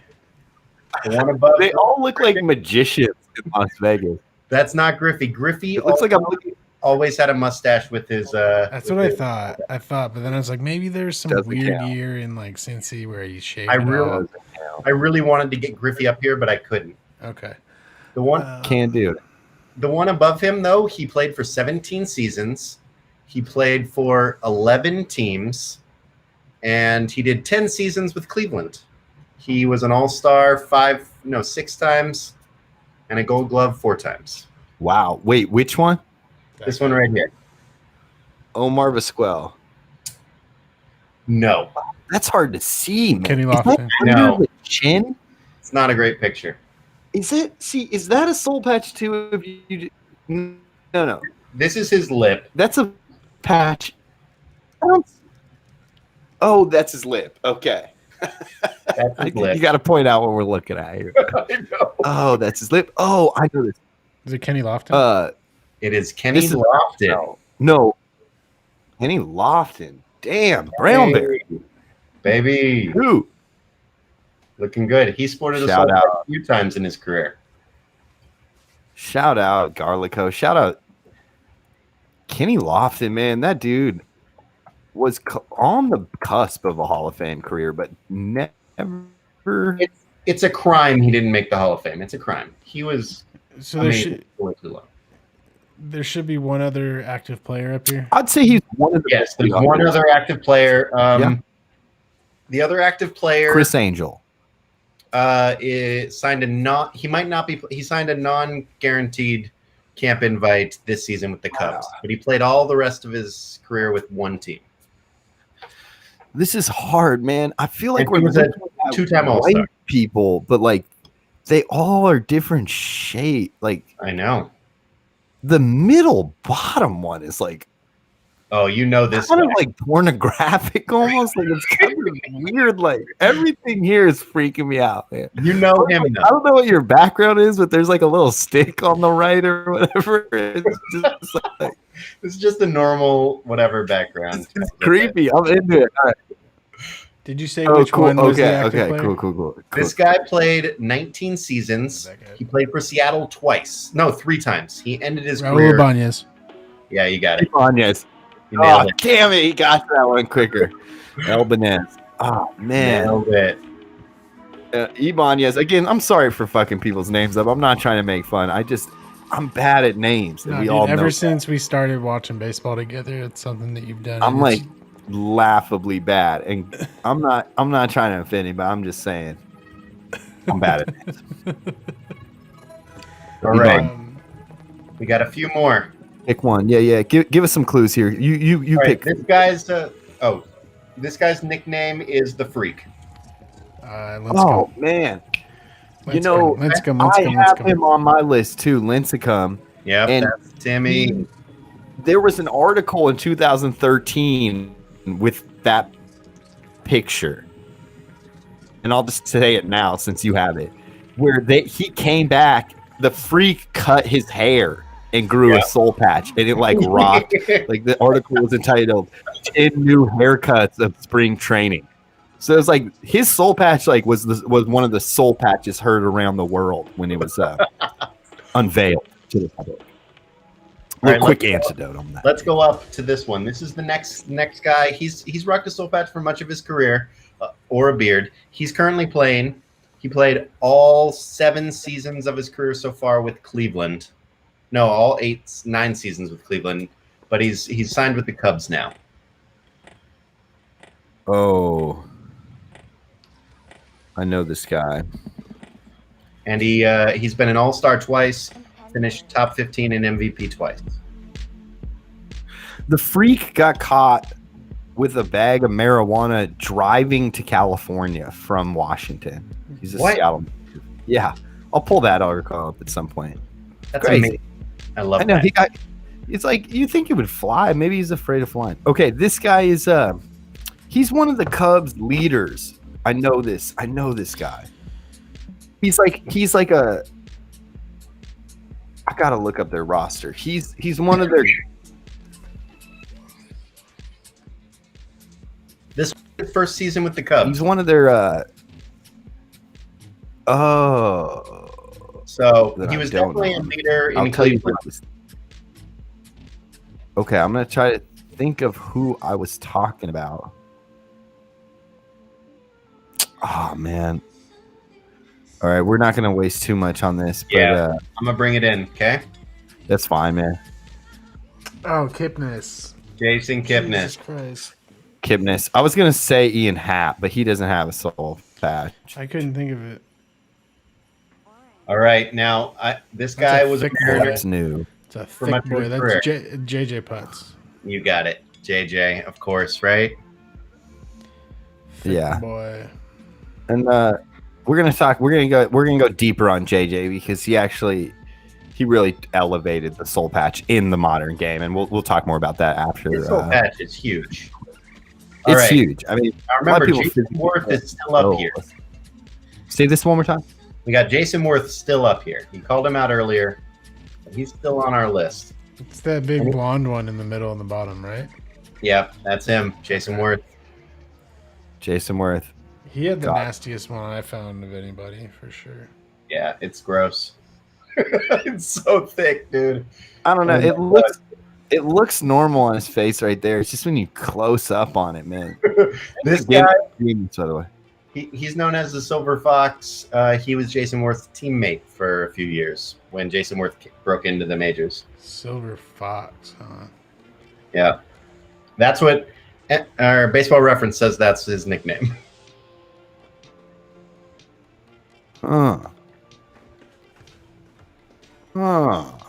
So he's on Washington. No, not necessarily. I think Jason Worth came up with Philly. Yeah, Philly. Utley. Nailed it. Got him. Jace. Damn, you're good at this game. How'd you get so good at it? I know. Once you give the clues, I feel like. I think you just know soul badges real well. I agree. All right, this guy, bottom. Soul to soul. He started his career with Texas. He went from a closer to a starter, and he got his 2 All-Stars as a starter. One with Texas, one with the Angels. But before that, he was the Rangers closer. Jake Peavy? Nope. Yeah, I don't know this one. He's in the modern game. 2015 was his last year. And even then, he had a 3.89 ERA, went 8-8. I mean, he probably could have pitched longer. I don't know what happened. He was 34 when he stopped. And I'm going to show it, okay? So we don't spend too much time on this. Yeah. Oh, wait. Hudson Street. What do you think? Houston Street? Yeah, Houston Street. No. I think I've forgotten everything I know about baseball in this quarantine. Yeah, should pull this one up. There's it. That's CJ Wilson. Oh yeah, I wouldn't have gotten that one. What? He doesn't even look like a facial hair. I know CJ Wilson. He looks like a writer in that picture. Looks like a singer from like a band in 2003. These last two, can we bring that picture back up? Contemporary. Yeah, you want to see it? Can we bring that picture back up? He looks like a post baccalaureate. Incubus or something. It looks like he's trying to be the singer from Incubus or some shit. He does. Yeah, it's like that's like his only Facebook photo, and he's just like, he's always like liking posts, but he never really like. Man, dude, his eye, he's looking at you. The soul patch is actually the third eye for your chin. It's like he's triangulating on you, if you know what I'm saying. Between his eyes and his soul patch, he's like literally looking into you. He looks like Bruce Springsteen a little bit, I think. He totally looks like Bruce Springsteen. That Chad agrees. Dude, why is it so cloudy? It looks like there's a fucking tornado about to start right like in the back. Doesn't it look like a storm right before like a giant tornado hits? It does, yeah. He's about to get struck by lightning or something. Yeah, not a safe place to take a photo, CJ, but he looks good. I think he's a very handsome man, if I had to. Man, as a very unphotogenic person, I gotta say, I envy people like this. And this is just him. I woke up. This is his I woke up like this look like. If I was his girlfriend and this is the random, if I was his partner and this is the random picture he texted me, I'd be one happy person. Cream the jeans. Okay, we got two more. All right, guys. One of these you're gonna know who this person is. The other one you might not. I think his nickname is the Machine. I'd have to check. Okay. He pitched for San Francisco for many seasons. He's a closer. Brian Wilson. Nailed it. Really? But he had a full beard. Yeah, but there was one time where he shaved it and he like looks like a total idiot. Yeah. I had seen this one earlier today. Can we close up on his? He's unreal. This is the most handsome person I've ever seen. Okay, when you ask the question again, I'm being very judgmental. I guess it's getting in the later hours of the show, but it's like when you ask, do you look better with the soul patch or without? This is the question. This guy, he kind of asks and answers the question at the same time, because like if you took the soul patch off his face, nothing would change, but it's like I can't tell. I don't know how to answer that question. I'd say yeah, I'm dying. Will in the chat says he's got a Drew Jones vibe. No, something noisy. Do not dox on our show, man. We're trying to go viral. We're trying to get subscriptions, but you can't dox a real person that one of my old roommates and our close friend Drew Jones. Oh man, he does have a Drew Jones vibe though. He does. All right, this guy over here. His eyes are close together in that picture. Okay. This guy over here. Is the judgmental hour here on Baseball Hippy. Let me pull him that up. Thing is just, oh my. It's like the detail you get, everything in the third right of that shot, first right, you got your 2/3 of that picture that you can see the air behind the flicks of hair, that it's like, I almost want somebody to like lean their face on like a ruler and then you pull the soul patch and then you see who has the longest soul patch and like this is the first contestant. Dude, I used to do that all the time when I had a soul patch. I would bite my lip and stick it out mad far and then just, play with it. Yep. Chomp on it. This guy. You didn't even have to cut your hair. You could just grind your teeth on it. Yeah. This guy's a one-time all-star. He's chewing. I think he's just this playing with his patch. Imagine chewing tobacco as like a potato, and this is what grows out of the potato. Here he is. Here's the bigger photo. You still probably won't know who he is because it's tough. No, this dude looks a lot like Soul Patch, John Garland. Scherzer. John Garland. Yeah. Man, you have an epic soul patch. He had a really good patch, man.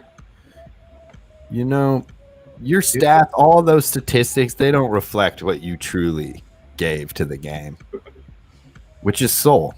Soul's a hard number to, quantify. So, all right, y'all. Oh man, Carver, it was incredible. Great We job. had a game show. It's not every baseball hippie that we turn it into a game show. There's Okay, so now we're going through notable, famous people with soul patch. William Robert Thornton, aka Bad Santa. Who's Or this guy are we right giving here? them away? Oh, No, I that gave Howie? one away accidentally. That's not on Howie. accident. Okay. I do have Howie on here, but that's not him. Don't give Howie play on our show, man. We're not going to go. Sorry, no. You'll never go. You got Howie Mandel as your media. You're never going viral. Dude, that's just, let's be honest here. And here's the originator. There he is, Dizzy. T1. Boom. Gillespie. Boom. There he is. Originator. And I don't, man, I'm not going to go too deep into it, but like, I think this podcast got me a little charged, and there's kind of a race thing here in that, like, it seems like a prominent, like cool black guy, African American guy, that's what even in the Wikipedia they kind of alluded that it was like a popular style for African American men, and then now it's like definitely synonymous with like shitty white dudes. Shitty white dudes, exactly. I mean, and again, this is not just my like take on it, because I'm pretty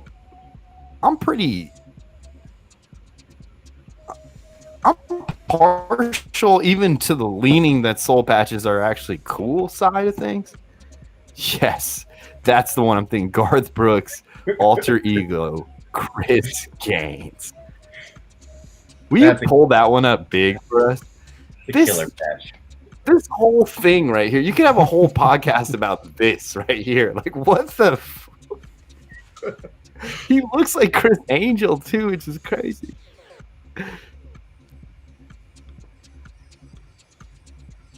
A lot of good soul patches out there, guys. But it's weird. Yeah, most of them are shitty white dudes. Like, yeah, it's been what you call it. It's like the high five, Yeah. It's other than him and Ray Charles, there's not really a lot of famous people of color with soul patches. True. Although Kenny Lofton rocked the cool one. Lofton had it going. And Dizzy. You're right. So we're just learning, and shout out to anybody out there rocking a soul patch. This show's for you. We made a lot of fun today, but we mean well, man. Do you? If you got a soul patch, rock it. Let it. Just don't look like rock fucking it.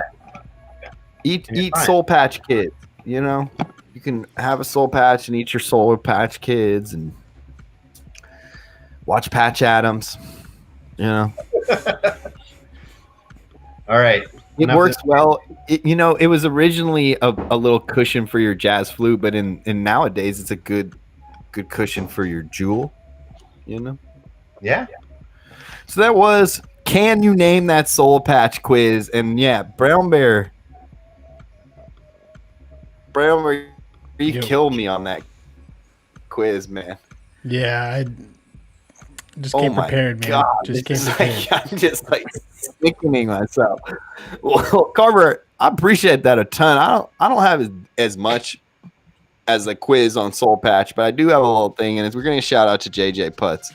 Also, shout out to Carlos Carrasco below us. I know. He's on Cleveland. I thought about that's that Randy Johnson. Yeah, Carlos Carrasco has a great one. You can't really see it too well in this picture, but if you zoom in, it's got some hairy dogs on it. This right here next to me, this is fan art of. I was talking about this on a recent show. That's a Randy Johnson fan art. Yeah, see, that one goes out.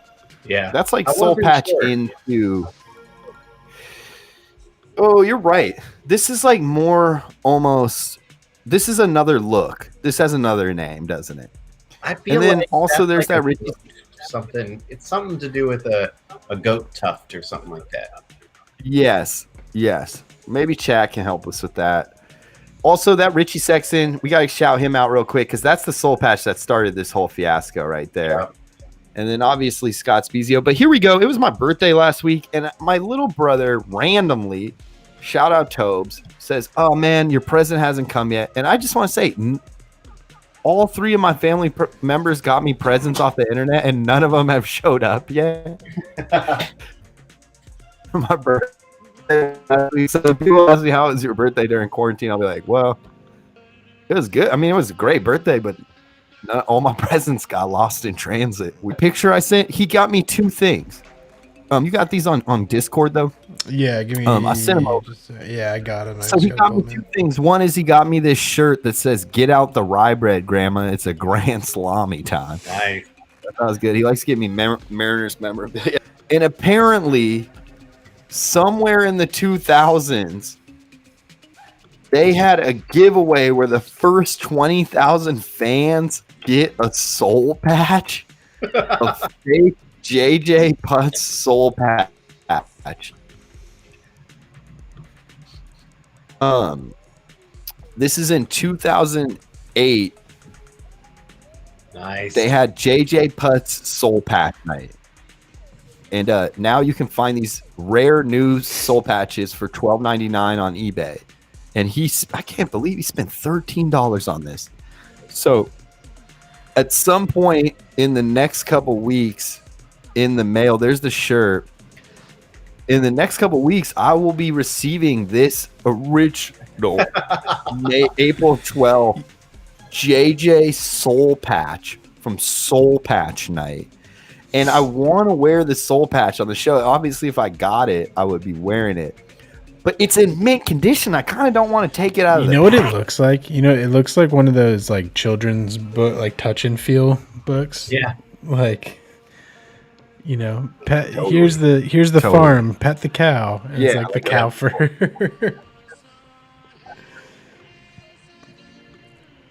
That would be funny if they made a children's book.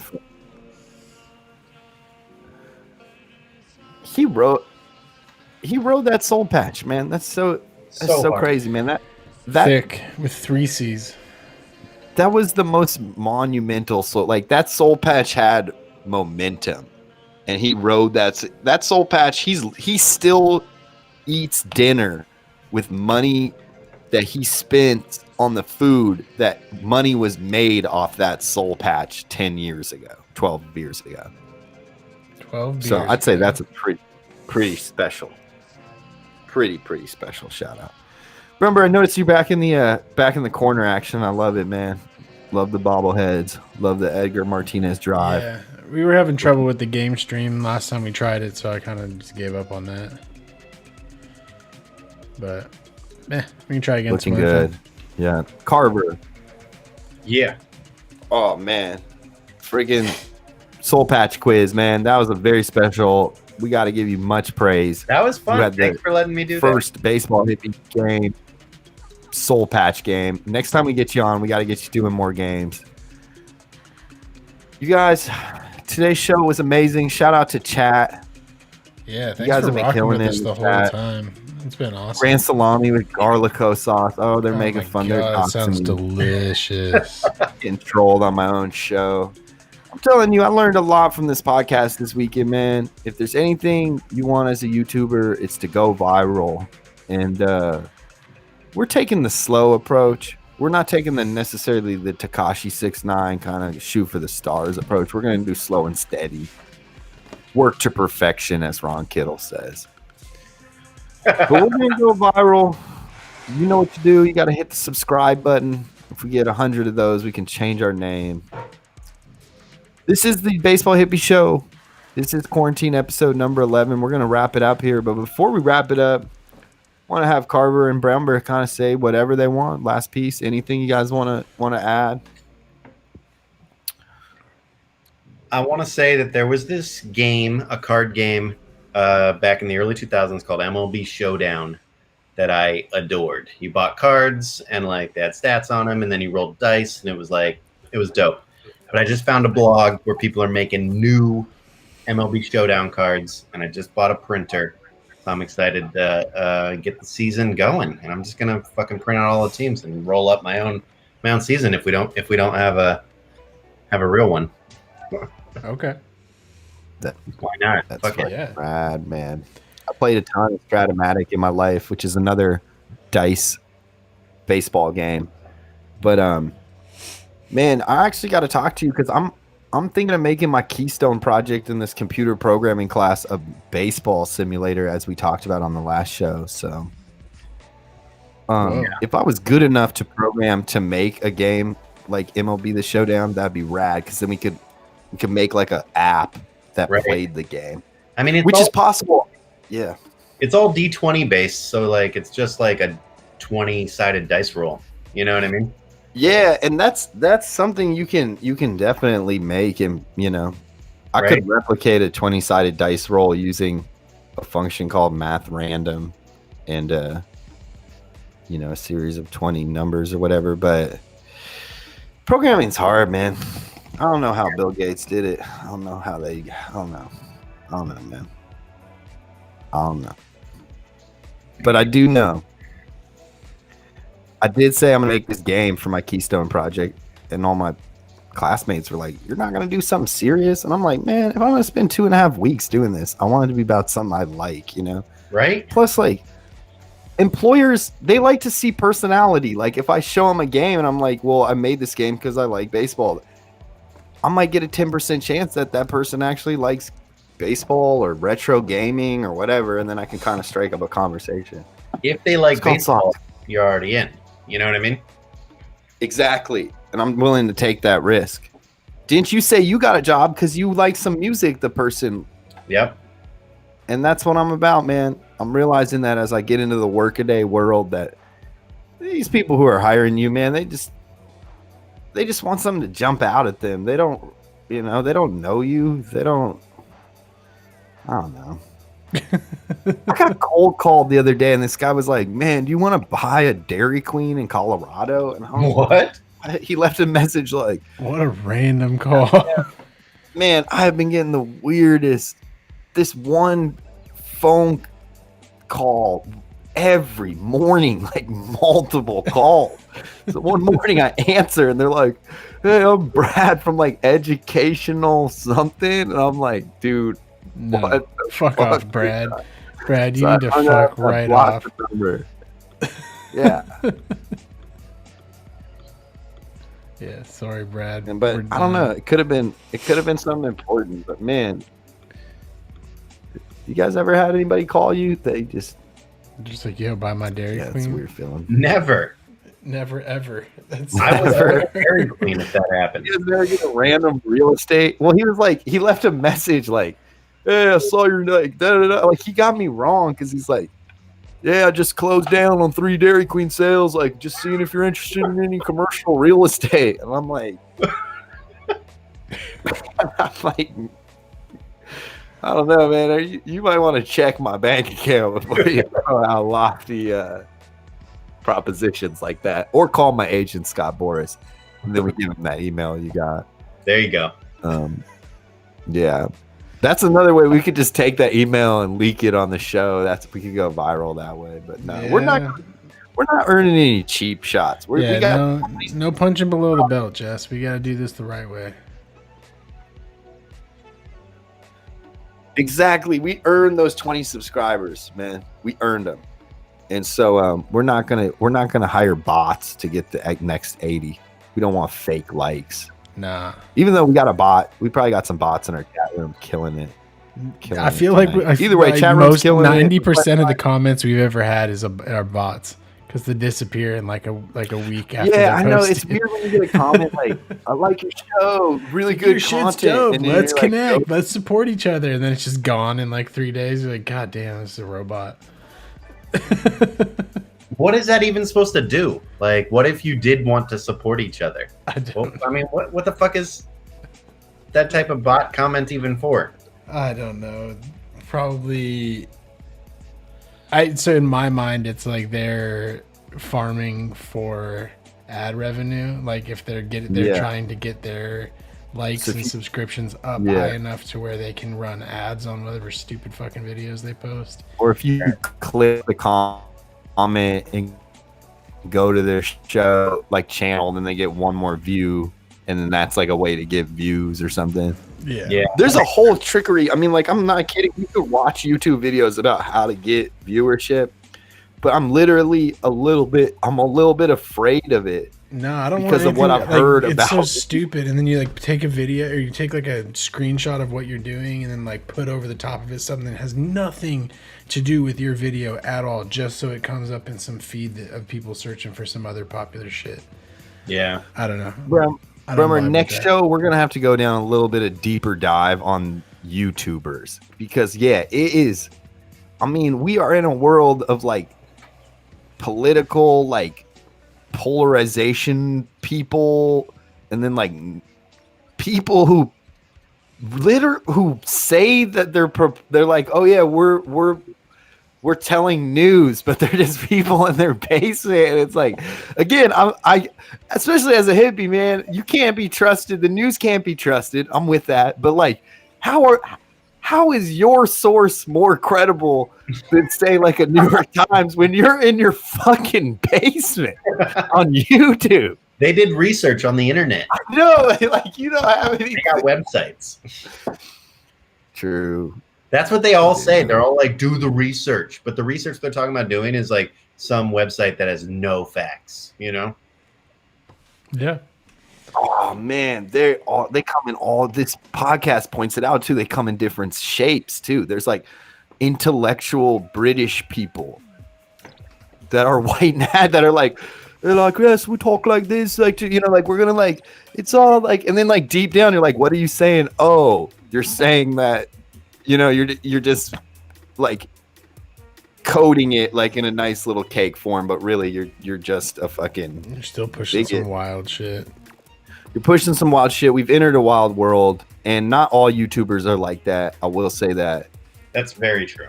Man, there are people making millions off YouTube too, and we'll get into that. So next show, we're gonna go deeper dive into what makes a YouTuber and why me and Brown Bear are super qualified to be that. Yeah.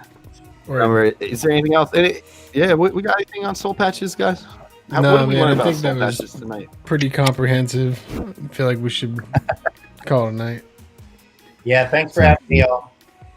Yeah, Carver, thank you so much for joining us again. That was really fun, homie. And that was really fun. We gotta get you back on, man. Thanks for bringing that clue. Was inspired. Yeah, I love. Thanks for letting me do that weird thing. It was fun. That was great. It was great.